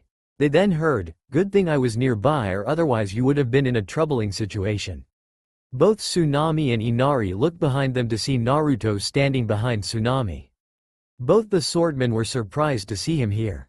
Both of them draw their swords out from their sheaths, which Naruto walked past Tsunami and Inari, as he was ready to fight them. A few seconds later, Naruto was now standing on top of both swordmen, who were knocked out. Naruto just took them out so fast, that Inari and Tsunami couldn't believe how fast he was. Once he explained something about why he was back at their house, he congratulated Inari for acting brave, since now his father must be proud of him. Once both the thugs were tied up, Naruto left Inari and Tsunami to take care of things here, while he went to the bridge to make sure that everyone was alright. Bridge. Back on the bridge, everyone was on full gear when Zabuza and his partner, the fake masked Mizu Anbu, surprised in their arrival within the hidden mist that Zabuza created. First Zabuza created a few water clones, which Sasuke took care of in an instant. Zabuza was somewhat impressed that Sasuke improved in speed and power. Haku was then ready to face Kakashi and his team. Sasuke said that he will take care of Haku, while Kakashi would face Zabuza. Sasuke and Haku first fought with their shinobi tools, Sasuke with his kunai while Haku fought with senbon needles. They were dead even and after a while, they were deadlocked with their ninja tools. "Not bad, but I don't want to kill you, of course you won't stand down, will you?" said Haku. "Don't be foolish," replied Sasuke. Haku then told Sasuke that he won't have a chance against his speed. Haku also explained that she has got two advantages, with the water for the water clones was around them. The other is something that Sasuke and the others didn't know it could be done. Haku went to perform a jutsu with one-hand signs, which Sasuke or anyone else couldn't believe that it could be done. Around Sasuke and Haku performed a large-scale needle attack made of water. Sasuke was able to dodge the attack by remembering his training. Once Haku's water needle attack missed, Haku was put onto the defensive, which she was kicked back by Sasuke, back to Zabuza's side. It was then at this time that Zabuza told Haku to stop playing around. Haku began to release a large amount of chakra, which everyone could tell that something big was coming. Haku unleashed his secret jutsu, demonic ice mirrors. Everyone was stunned that a small dome was made of ice appeared around Sasuke. Haku stepped into the ice, which shocked everyone as he merged with it. Kakashi ordered Sakura and Sai to protect Tazuna, so he can help Sasuke. Unfortunately, Zabuza was there to stop Kakashi from helping Sasuke. Since he did, Zabuza will kill Sakura, Sai, and Tazuna. Sakura and Sai formed a plan to help Sasuke by Sai going into to help him, while Sakura would prove a distraction, while giving Sasuke a kunai to help protect him. They went with the plan, but Haku caught the kunai, while Sai was able to get inside the dome. Once Sai was inside, Haku attacked, which Sai used his Nagato sword to block most of the Senbon strikes that came out of all the mirrors. Unfortunately, some Senbon attacks went through and hit both Sai and Sasuke. While Sasuke and Sai fight for their lives, Kakashi was in the middle fighting Zabuza on his own. The hidden mist was so thick that Kakashi couldn't use the Sharingan very well, while Zabuza had an advantage since he can fight with sound alone. At one point, Zabuza attacked Tazuna and Sakura, but were saved thanks to Kakashi while taking a somewhat nasty wound. During the battle, Sasuke was beginning to awaken the Sharingan, which helped in dodging and attacking Haku. Even though the Sharingan helped Sasuke, Sai wasn't able to keep up with Haku's speed and was brought down. Right now, it was now between Sasuke and Haku. After battling it out, Haku put Sasuke on his knees, which Sasuke couldn't do anything since he was completely injured. The mist was able to blow a bit to let everyone see the finishing blow that Haku was going to give Sasuke. "It's over," muttered Zabuza as he stares at the ice dome. "Sasuke-kun," yelled Sakura. "Sasuke," thought Kakashi as he sees Sasuke's demise in front of him. Haku came out of the mirror, with Senbon needles in hand, while Sasuke watched in fear as Haku was about to stab him. It was then that everything changed. Right before Haku can even strike Sasuke, her arm that had the Senbon needles was stopped. This surprised everyone since some of the mist was still blinding, so no one can tell what happened. Haku and Sasuke looked where Haku's arm was caught by someone else's hand. Sasuke thought it was Sai, but then revealed that the person that caught Haku's hand was coming out of Haku's own ice mirror. "I am impossible, what kind of jutsu is this, to catch my arm from coming out of my own ice mirror?" Haku thought. "It's nice to see you again, Mr. Tomboy," said the hooded figure before he struck Haku by blow him away. Haku was sent flying through the other side of the dome and through her own ice mirror, into the guardrail at the end of the side of the bridge. The sudden force that was felt when it blew the mist away to reveal another person wearing a hooded cloak and standing tall inside the ice dome. The hood that covered his face was blown off to reveal that it was Naruto. "Why you?" said Sasuke. "HMPH, now then emo boy, you have debt to me which I intend to collect on." "Got it," smirked Naruto. Naruto stood tall in front of Sasuke inside the dome, as he looked where he thrown Haku outside the dome. Haku struggled a bit, but got herself up on her 2 feet. As soon as Haku was on both her feet, the mist starting to cover the area again, which Haku thought it would be better for her to fight in. When Kakashi saw Naruto appear out of nowhere and saved Sasuke from death, he was very grateful, but also now curious to see on what he can do. Sakura and Tazuna were pleased to see Naruto appear in front of her, even though they knew him as Thomas. Zabuza was stunned to see someone was able to catch Haku when he was at full speed. Of course, both Kakashi and Zabuza immediately brought back their attention to each other. Haku and Naruto stood in front of each other, while having a hard time looking through the thick mist. For Haku, having the mist cover the area was a good thing since she can use the water on the bridge and mist to help her attack Naruto. Haku used her ice mirror jutsu again to try and get behind Naruto. Sasuke looked back as he saw the puddle of water that was in front of him freeze into ice. In an instant, Haku came out from behind Naruto, which Sasuke would have tried to warn him but was too weak to say it fast. Haku had her senbon needles in front of her, ready to put down Naruto since she needed to end this battle quickly to help Zabuza. Right before Haku could even reach Naruto, Naruto instantly moved to the side so fast that Haku didn't notice it. She then saw Naruto caught her left hand which held the senbon needles with. Why are you trying to kill Tazuna? Why are you trying to stop a person who only wants to bring hope back to his people in this country? Naruto asked this question, as they both stood in the stance that they were in. It because I'm trying to help someone I cherish realize his dream, answered Haku. Haku used this moment to try and kick Naruto's head by using her caught arm for support. Naruto was already a step ahead of her in that department, since he pulled Haku forward before she can begin her attack. He then used his right hand to throw her over his shoulder. Haku did a front flip, which he landed and then looked back at Naruto. Haku would have continued her attack, but was surprised when Naruto was now behind her without even her noticing it. Naruto held his arm out at Haku's face and unleashed a large amount of chakra shockwave. It sent her flying back near Sasuke, who was still too exhausted to move, just kneel. Haku landed about 5 meters away. Sasuke got one of his kunai and was prepared to throw it at her, but Naruto caught Sasuke's hand and put it away. The force of Naruto's attack was so strong that the ice dome that Haku created around Sasuke, Sai and Naruto started to shatter since Haku couldn't hold it anymore. Along with Haku's mask, the dome breaking apart, as a result of Naruto's attacks. Haku stood up with the last of her strength when Naruto calmly walked towards him. He was about 2 meters away when Naruto stopped advancing, which she wondered why. Naruto, finish me, I lost. So therefore, I'm nothing more than a broken shuriken or kunai. I lost my purpose in life. So please, finish me. Sadly said Haku. Naruto just looked at Haku calmly. He took a couple of moments before speaking up. Haku, why are you doing this?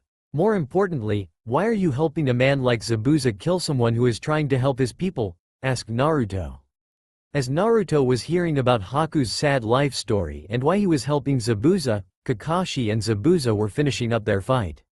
What's going on? I can't hear any type of fighting. Is the battle over? Did Naruto lose? I need to finish this fight now to find out, thought Kakashi. Kakashi then grabbed a scroll from his Jonin vest and put both his hands on it in a ram sign. He then yelled, "Hey Zabuza. I know we want to continue this fight, but we're both busy people, so why don't end this fight here and now? Come on, what do you say?" Interesting words, Kakashi. I would consider your words to be a bluff, but let's see what you have in store. Show me, Kakashi, yelled Zabuza through the mist. With Naruto. Naruto had just finished hearing Haku's story, which in some specs, he can understand where Haku was coming from, especially knowing she comes from poverty and having her parents killed. Haku, even though you were lonely and had nothing to go by, that didn't mean you could have tried and find a path that you would have wanted. Zabuza might have helped you get back your purpose in life, but not in the expense of your heart, since I can tell that you never did try and kill Sasuke and Sai. Stated Naruto. Thank you for your kind words, Naruto. You're right, I could have tried to find a new purpose, but I was young, and even though I joined Zabuza, it doesn't mean I don't regret it since I was given my reason to live. But now my purpose is finished. The only thing you can do for me now is kill me. Said Haku. I won't. I have rule in fighting an enemy, and that is that I never kill anyone with a pure or kind heart. Plus I don't like to kill cute girls like you. Smirked Naruto. Haku was shocked that Naruto will not kill her. This made her happy and sad at the same time, since she will, once again, live without a purpose. While Naruto was trying to convince Haku, Kakashi already trapped Zabuza with his Ninpo summon, earth-tracking Fang no Jutsu. Kakashi summoned his dog summonings to capture Zabuza with the scent of his blood that was on Zabuza and his sword. Once Kakashi had Zabuza where he wanted, Kakashi prepared one of his most powerful jutsu, Reikiri, Lightning Blade. Naruto heard the static noise that was coming through the mist. He used his powers to sense that Kakashi was using some powerful jutsu against someone that he was facing, which he guessed was this Zabuza person. The moment Naruto took his eyes off Haku, Haku used her demonic ice mirror jutsu to create another ice mirror near her, which Naruto noticed. He was about to stop her when he heard her say, "Thank you Naruto, but now, I can only do one last thing for Zabuza-sama." Naruto realized what she was planning to do. This is when he quickly acted. Kakashi was close to strike Zabuza down for good, when Haku's ice mirror appeared between them and came out throwing her senbon needles at the scroll, while acting as a living shield to protect Zabuza from death. In that moment, everyone was surprised by what happened next. In an instant, Naruto appeared out of Haku's ice mirror spinning clockwise, grabbing Haku, giving Zabuza a back heel kick, catching Kakashi's Reikiri with the back of his right hand to avoid being hit. Once Naruto appeared, Kakashi hit the ice mirror instead of Haku, while Zabuza was sent flying a few meters away, while losing his grip to his executioner sword, while Naruto landed kneeling, with Haku in his left arm, near the executioner sword. The speed that saved Haku and Zabuza was amazing, while Kakashi's attack hit the mirror and then the ground creating a blast that blew the mist away from him. Sakura and Tazuna were finally able to see what was happening within the mist. They saw Kakashi getting up from a cracking crater hole in the bridge, while Zabuza was struggling to get up. Naruto held Haku near him as he looked at both Kakashi and Zabuza. Both of them looked at Naruto, who just came and stopped them in an instant.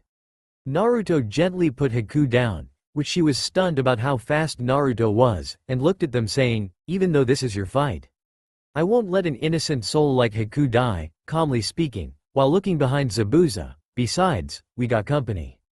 Glaring behind Zabuza, everyone looked to see that hidden in the mist was Gato. Behind Gato were dozens of thugs with weapons around them. "Ooh, you're getting your ass kicked. How disappointing, Zabuza," said Gato. Zabuza questioned on what Gato was doing here, which he answered. Gato was going to betray Zabuza from the beginning, using missing nin to fight other nin, and once they were weakened, he will kill them with numbers of thugs and bandits. "Kakashi, I'm sorry. This fight is over. Now I have no reason to kill Tazuna. We have no reason to fight, we have no quarrel," stated Zabuza. Kakashi agreed since Zabuza was only fighting them for money. Gato looked at everyone and thought of how he is going to enjoy killing everyone here. Gato continue on how he going to kill Tazuna, as well as them, and destroy the bridge to destroy what's left of Village's hope. But before he could say anything else, someone yelled out, "Oh, just die already." Everyone looked at Naruto as his right arm was in a thrown position. Gato looked confused, but looked closely in his chest. Gato saw something thin with a sharp end. "I recommend that you don't pull that out since that is the only thing keeping you alive for now. But in about 4 minutes, you're not gonna be around much longer," stated Naruto. Everyone was shocked on what happened. Naruto killed Gato with one of Haku's senbon needles that was slowly delaying his death. "Yo, you bastard, how dare you do this to me? I'll have your head," yelled Gato. "You're not the first to say that, and you'll not be the last." Naruto muttered the last part of his sentence. Gato ordered his thugs to kill every one of them, since he doesn't have much time left. Sasuke and Sai were luckily behind on their far left where Zabuza and Kakashi had their battle. Naruto was out in front ready to fight them with a look of confidence. All of the thugs were ready to run and take down Naruto when a single arrow, out of nowhere, landed right in front of the thugs. Everyone wondered where it came from. Naruto just smirked, then said, "Well, it's about time he showed up. And oh my, he brought friends." As he looked behind him, there behind Tazuna and Sakura was Inari with the villagers, armed with pans and stuff to defend their home. But as soon as the thugs saw this, they began to get nervous, but one of them reminds them that they had the advantage in weapons and stuff. This got them to dig out whatever courage they had, which the ones with bows got their arrows ready to fire. There was over half of the thugs carrying arrow launchers and bows, which would count for less than 100 arrows being shot at all the villagers. The thugs were ready to fire, which they were aiming to hit the villagers and everyone else. Kakashi was thinking on what to do since he doesn't have much chakra left. Zabuza was in worse shape, while Haku was exhausted. Sai and Sasuke were out. Kakashi thought that Sakura can protect the villagers, but she has no real physical strength for this. He watched as they fired all the arrows towards them. The villagers were in a panic since they were going to die. Everything seems to slow down for everyone. It was then they all saw a miracle. Just as the arrows were halfway towards them, 100 or so crimson-covered bladed whips came out of nowhere and struck each arrow to block them, which it did. Everyone was stunned when the arrows were stopped like that. Everyone wondered where it came from, but then heard Naruto laughing. Inari. Naruto looked back at Inari. You've started taking up your father's mantle with this first step, very good, however, you're still not strong enough to take on something like this, and so for today only, I'm going to give you special service. Naruto smirked as he prepared his own counter-attack. The thugs were ready. When Naruto picked up Zabuza's sword and wielded it with only one arm like an expert with a katana, except the size was different. Just then, Zabuza's sword began to glow with a crimson aura, which everyone thought on what was going on. Now then, I don't really like to show off, but in this case, I'm going to show you what I can do, said Naruto. Just then, a crimson glow stretched from Zabuza's sword into a separate sword but smaller. Naruto then dropped Zabuza's sword into the ground and completely focused on the crimson light that turned silver then to metal with a crimson glow outline. He then molded it artistically that constantly and shapely turned into another type of sword. Naruto continues to do this, showing the exotic designs in front of everyone. Everyone couldn't believe on what Naruto was doing. Here boys, you better spread the word on what I'm about to do as well as the name that did this. My name is Naruto of the Thousand Blade, the master of Kinzuko no Ririsu, metal release. Naruto introduced himself. The new sword separated into more than 24 types of swords which he showed his control by spinning them around him. Kakashi and the others were shocked on what's going since now. Kakashi can feel Naruto's chakra which was just as strong as his, but he can also sense something else, something that is mixing with it. But what was more unbelievable was the fact that Naruto said he can wield and create metal. The next thing that happened was outstanding. The thugs were caught off guard when dozens and dozens of swords fell from the sky and landed inside the crowd of thugs, which freaked everyone. Naruto smirked, now boys, that was just for show, but I will go all out on you all if you don't leave, since if you don't I'll turn you all into Swiss cheese. As Naruto handled a sword that was now bigger than Zabuza's sword with ease. This got what Naruto wanted since all the thugs started to run away towards the boat that Gato used to bring them here. Naruto smirked as the thugs and bandits ran away from the bridge towards the boat. He turned around to smile at everyone, while sticking his sword into the bridge. Gato just stared at what Naruto just did. He was trapped in a circle of sword that pinned him down, while the other swords made openings for the thugs to leave. Gato was so angry, he was going to kill Naruto himself, but he started to feel his heart starting to slow down. Gato tried to fight it, but the death blow that Naruto gave him was just too much. With the last of his strength, Gato grabbed and pulled out one of the swords that Naruto created. He was ready to swing it like it was a buzz saw. Right before Gato can throw the sword at Naruto, Naruto sensed on what Gato was about to do. Naruto just opened his hand then made it to a fist. Gato was going to throw the sword, when the sword suddenly glows then unleashed dozens of spikes from it that impaled Gato. Everyone saw how Gato was struck down by the sword that he was about to throw at Naruto. Everyone was scared at how Naruto would do it, as well as the glare and the killing intent that he was giving off. Naruto then whined down on the whole bloodlust thing and looked at the villager and said, "Let's just keep that incident as our little secret, alright." After years of hard treatment from Gato, Gato was finally dead and the people of Nami no Kuni are free. 2 weeks later, after the events with Gato ended, everything seems to have gotten better. With Gato gone, Tazuna was able to complete the bridge with Naruto helping fixing on what he destroyed or dented with his swords, which they disappeared as soon as he touched them. Kakashi, Zabuza, Sai and Sasuke were in bed, being nursed back to health by Tsunami and Sakura, somewhat. After the battle on the bridge, everyone that was injured was quickly brought to Tazuna's house. Kakashi was placed in bed because of his use of the Sharingan.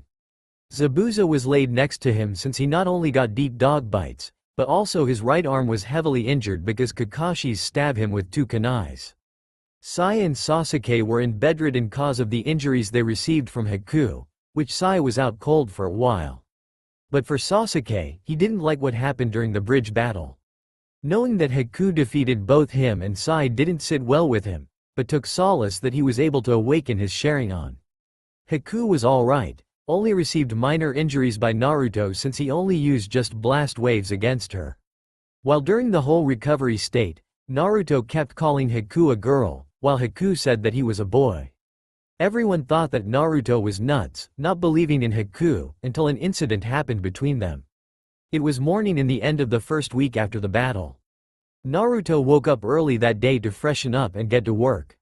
He went off to use the bathroom where he opens the door. Inside was something that proved that he was right.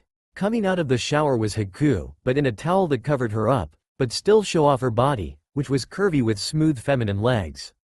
They both look at each other for a moment. "You still now want to be called a boy?" Naruto plainly asks Haku. With that, Haku screamed her head off in embarrassment, which Naruto then walked out of the bathroom and closed the door, before the projectiles that Haku created with her bloodline was able to hit him. Everyone came running towards the noise, to see Naruto close the bathroom door. He then walked away from the bathroom and passed them while saying, "I told you that he was a she." With a smirk. It was then that Zabuza explained on why Haku called herself a boy, to ensure that she was safe. He explained that if they ever met any rogue shinobi that got a kick by raping Kunoichi, Haku would call herself a boy to throw them off. This, everyone agreed that it was a good idea, especially since the way she dressed made it hard for her to identify if she was a girl or boy. Currently, everyone was at the bridge saying their final goodbyes. Zabuza and Haku already left to go back to the Mizu no Kuni since news about the Bloodline War ending with a new Mizukage in charge. Hopefully, with a new Mizukage, both Zabuza and Haku would be allowed to live back home. For Naruto, he was going to travel with Kakashi and his genin team, Team 7, back to Konoha. With some heartwarming goodbyes, they all left, while Tazuna and his family thought about how thankfully they are for their help. "So what are we going to name the bridge?" asked a villager. "I believe we should call it the Thousand Blade Bridge, for the one who helped bring back our village's hope and courage," Tazuna said, since he remembered on what Naruto called himself back with the thugs. Plus, with a bridge that was named after a person calling himself the Thousand Blades, would mean that he was incredibly strong. Konoha. It's been a few weeks since Minato let Kakashi and his genin team leave Konoha on their first C-rank mission. He did get a progress report from Kakashi once in a while during the time, but it wasn't anything serious. Just as Minato was about to call it a day and go and pick up his daughter from the academy, Minato heard his door knock. He allowed the person to come in to see his assistants open the door to Kakashi's summoning dog, Pakun. "Hey Pakun, how are you? Is this another report from Kakashi?" greeted Minato. "I'm doing great, and yeah, this is in fact the final report to you since Kakashi said mission complete. This is the final progress report before Kakashi comes back to Konoha with his squad," answered Pakun. Minato nodded, in which he got the scroll from Pakun, which Pakun poofed away. He opened the scroll to start reading its context. He read that Zabuza and Haku were now going back to Kiri, after hearing that the Bloodline War was over and the Yondaime Mizukage was dead. He also read that Gato was killed during the bridge battle, as well as Sasuke awakening his Sharingan. When Minato read this, he was surprised on what had happened. But the last part of the scroll is what got him to go wide-eyed in disbelief when he read that the bridge battle's victory was from a boy that created metal swords.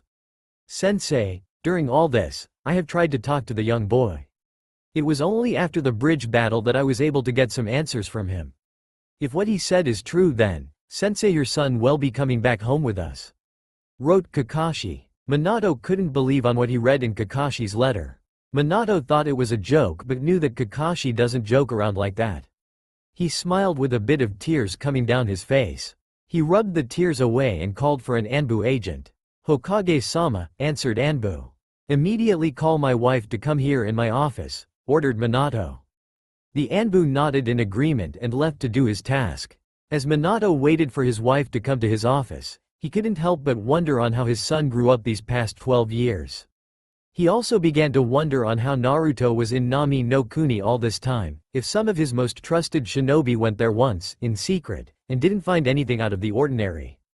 Minato didn't have to wait long for his wife to come, since his wife came into his office about 10 minutes later after Minato had sent the Anbu. "Minato-kun, what did you want to call me for? Is there something wrong?" asked Kushina. "Read Kakashi's latest mission progress report. There is something that you should know about," Minato answered with a smile. Kushina took the scroll and started to read it. Once Kushina finished reading the scroll, she dropped the scroll out of shock, which she began to break out in tears. He's back. Naruto, he is finally coming back home. Kushina cried happily. Yeah, I think it's time to tell Erika about him since when he comes home, it might scare her a bit since she is going to see her big brother for the first time," said Minato. Kushina nodded and decided to go with Minato to the ninja academy to pick up Erika so to explain to her about her long-lost brother that she will soon meet. As they were leaving the Hokage Tower, both wonder on how Naruto grew up as well as wonder in where he has been all this time. A few days later, currently, Naruto was walking with Kakashi and his Genin team, Team 7, through the forest. It would be noon when they arrive in Konoha. As they walked, Sasuke, Sai and Sakura watched Naruto as he walked side by side with Kakashi. They wondered on why Kakashi was so relaxed walking with him since they don't know who Naruto really is. As the Genin tried to figure out Kakashi's relaxed posture, Kakashi, himself, was thinking about the conversation he had with Naruto a week after the battle in the Thousand Blade Bridge. Flashback. It was dark, while the moon was only half full to illuminate the night sky as the stars continued to twinkle brightly. Naruto was outside Tazuna's house, just overlooking the calm peaceful ocean water again as he enjoyed the calming effects. As Naruto continued to enjoy the view, he knew that someone was watching him. "You might as well as come out since I can sense you there for a while now," Naruto called. "Oh, you tin the night." Hiding behind the trees was Kakashi. He came out hiding from the shadows into plain view. He walked towards Naruto as he cautiously remembered on what Naruto did during the bridge battle. As he got closer, he saw that Naruto didn't move one bit as he still had his back turned against him. Once Kakashi was about 2 meters away from him, he stopped since all he wanted to do was talk to Naruto about what Naruto said to him earlier in that weird phrase. "You're wondering on how I was able to wield or create metal swords during the bridge battle, but I believe that is second from what you really want to ask me. You want to know who I am, right?" asked Naruto. Kakashi was stunned to know that Naruto knew what was he thinking, but before he can ask on how, Naruto spoke. "If you're wondering on how I know, your emotions were telling me. The power that the old man sealed within me, I was able to master it. He also told me all about Konoha, as well as you being my father's only surviving student," Naruto said as he turned to face Kakashi with a smile. Kakashi was stunned, but then calmed down, now knowing that this young boy was Naruto. He was amazed that Naruto knew about him, but was surprised to know that the third was alive that told him. "So how did the Sandaime live after he sealed the Kyuubi within you? As well as wondering if he was doing alright living inside you for all this time?" asked Kakashi. "That a secret for another time. But for the answer on your second question, once he was unsealed from inside me, he had a pretty good time enjoying the new things he is able to see and hear. Of course, he also made me wonder on what the requirements on being Hokage were." Naruto smiled as he remembered all the fun that the Sandaime had, as well as making him wonder if being Hokage, or any other Kage in the elemental nations are required to be perverts. After that, Kakashi wanted to know where he was, but also on how he was able to do that thing with the swords since that was the first time in his life that someone created multiple swords out of thin air, and not summoned them from a summoning scroll or jutsu. As far from what the Sandaime and I hypothesis, I lived in another world or dimension that is or parallelly exists, but was similar but different in many ways. It's hard to know for sure since there isn't anything documented to prove these theories. And, as for the jutsu that I performed earlier, that's my secret." End flashback. As Kakashi continued to wonder on how Naruto was able to do that sword creating jutsu as well as what kind of world he uses to live, while Naruto was thinking about something else. After telling Kakashi about who he is as well as telling him about where he lived, he asked if his parents were alright. Kakashi explained that after the battle, they worked hard on restoring the village back to what it was before the Kyuubi attacked. While restoring the village, the Yondaime asked his most trusted friends and shinobi to look for any sign of him, while keeping it a secret from the rest of the world since it was better to keep him safe from harm. Naruto also found out that he has a younger, 7-year-old, sister, which he thought it was funny that her name is Erika.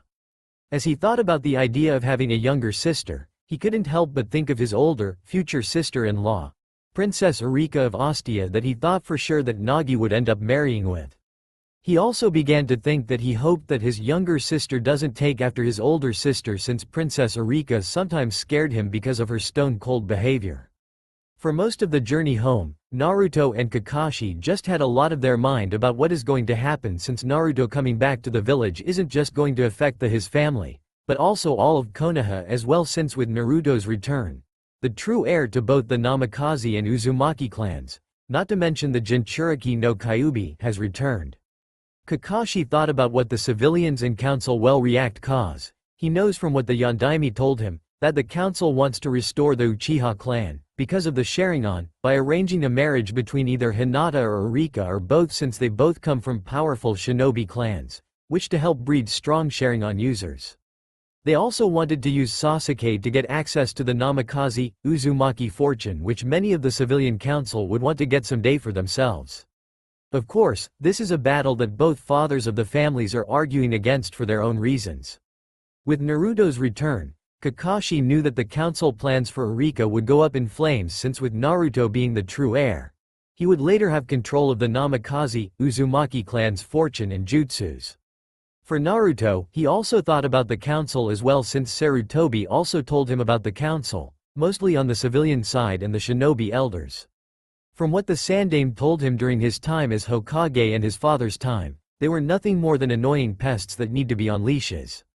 His thoughts then turned from the council to his family, since he doesn't know how they would react to him growing up the way he did. Will they find his British accent, manners and habits strange? How his parents react from seeing him almost all grown up? How will his little sister react when she finally knows and sees him? There are so many questions that are going through his head since he wondered about it.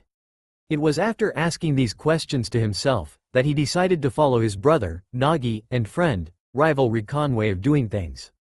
He would just forget about it for now, and when the time comes, he would know what to do. After a few more hours of walking, Naruto and the crew finally made it to Konoha. Naruto couldn't help but look at the main gate. Sure, Naruto has seen gates before back in the magical world, but this the first time he is seeing one made of wood that was this high up.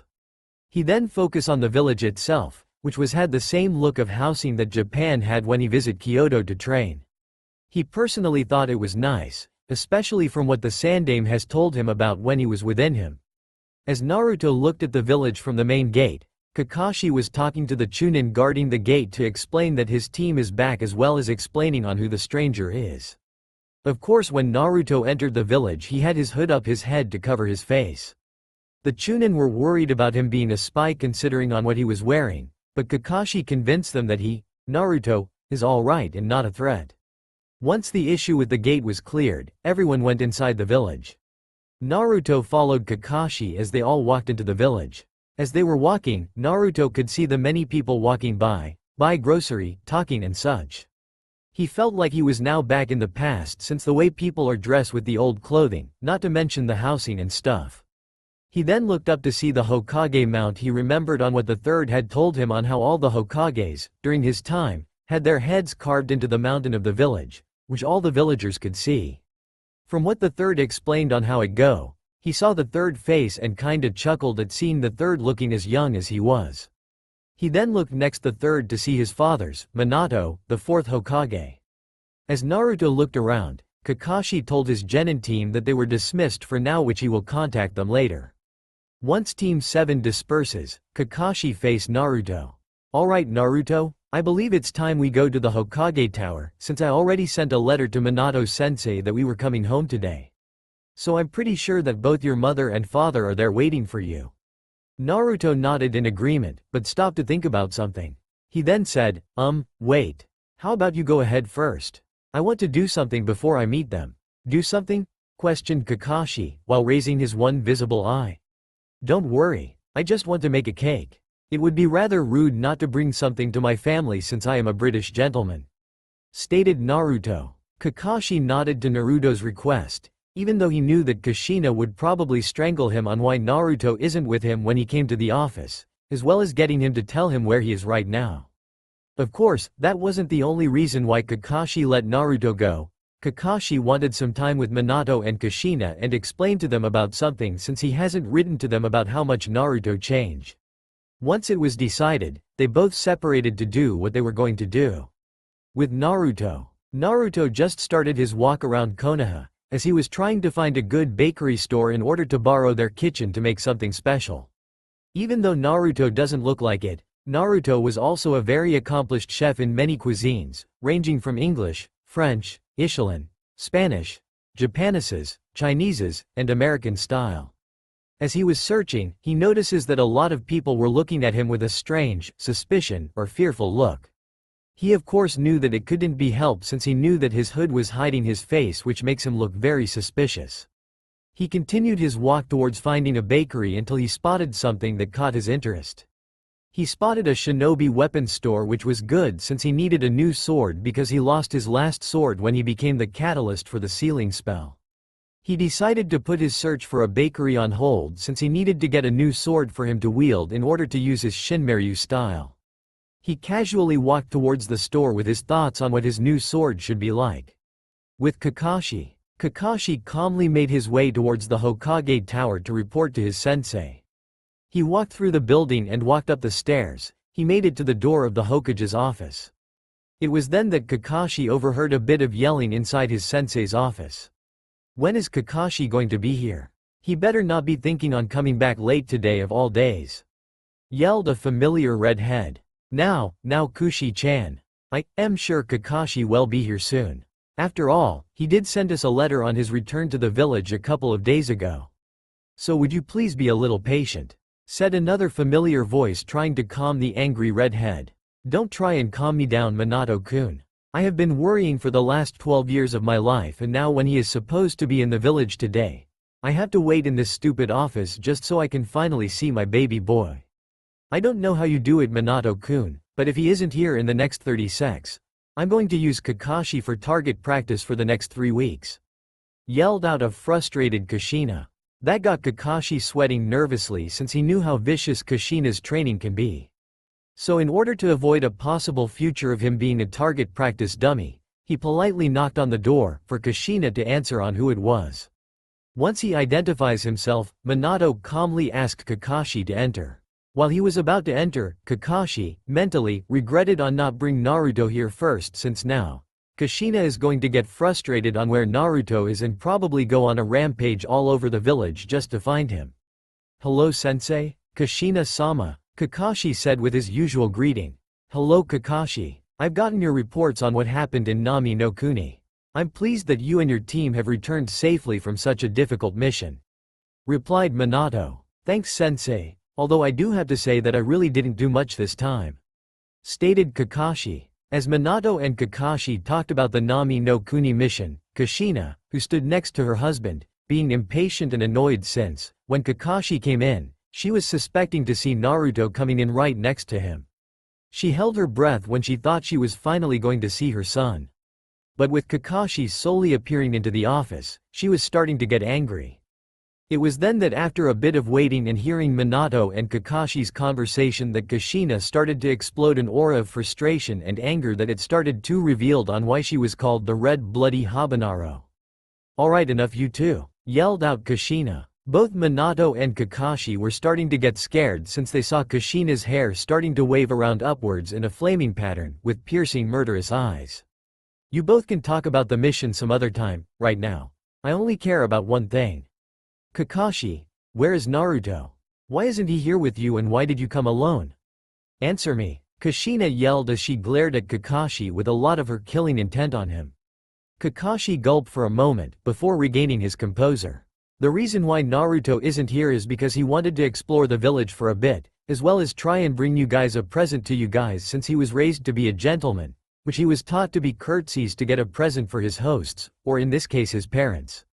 After hearing this, Kushina calmed down a little and actually smiled, which both Minato and Kakashi were able to relax a bit now, since Kushina's fury died down.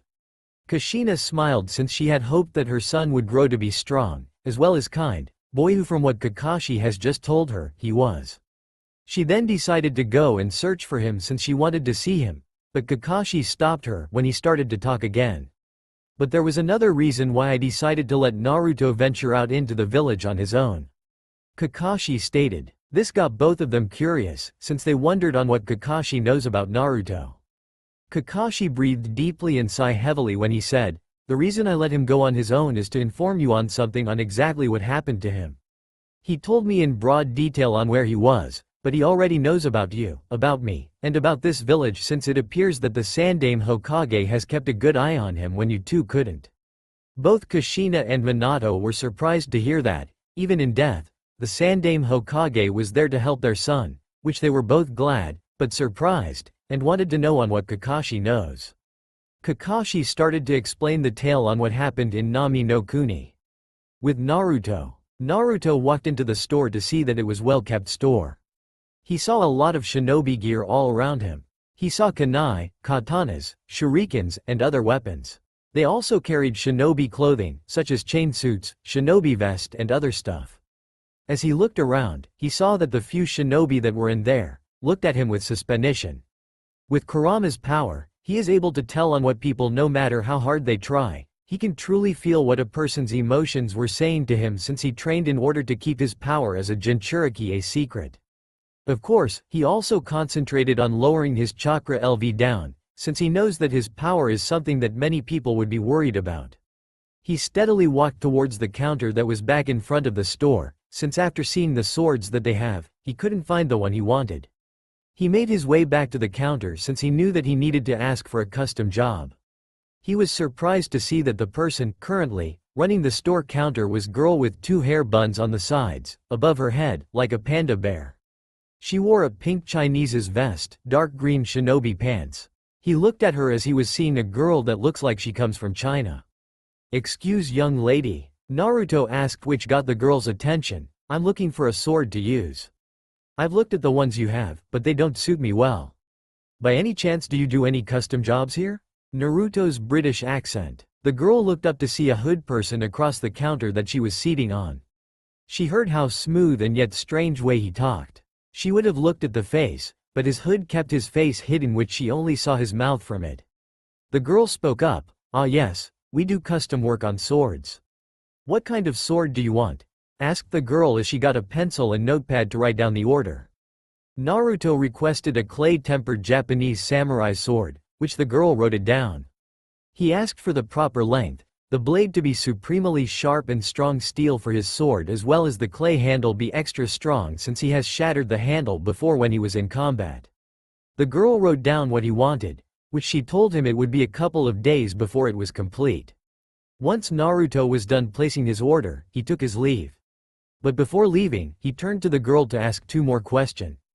I don't mean to be rude, but what's your name and who is going to making my sword?" asked Naruto. "Oh, that would be me for both question, Tenten. Do you have a problem with that?" asked the girl, which she started to get a frustrated look on her face. "No, quite the opposite actually. After all, if my sword is being made by a strong and lovely young maiden such as yourself, then I know my sword is going to be just as strong and lovely," smirked Naruto as he started to walk away. Naturally, when Tenten heard Naruto called her lovely, she started to blush red, which made her lose focus for a moment, but was brought back when one of the shinobi customers asked to purchase a couple of kunais. Tenten snapped herself back to reality to take care of the customer, but couldn't help but wonder on who was the person in the hood and made a mental note to ask him on whom he is. After Naruto left Tenten's weapons shop, he continues on his walk around Konoha. It took over 20 minutes until he finally found a bakery. He stepped inside to see that they have a nice selection of bread and stuff that were similar when he visited Japan a couple of years ago. Of course, when he checked around, he saw that was all they have. He decided to make trade to use their kitchen, but also make this bakery boom in business, which of course, he decided to give other bakeries a chance with other recipes so not to let them go on their business. Naruto called for the person in charge, which he made his negotiation towards the head baker. The baker was skeptic on the deal that Naruto would give him a new recipe that would help boom their business some more. Once Naruto was in the bakery, he went to work really fast, since he knows that he doesn't have much time. I'll skip the baking process. Later, after an hour or more in the bakery, Naruto left the shop with a box filled with one of his favorite dishes that he makes, tiramisu.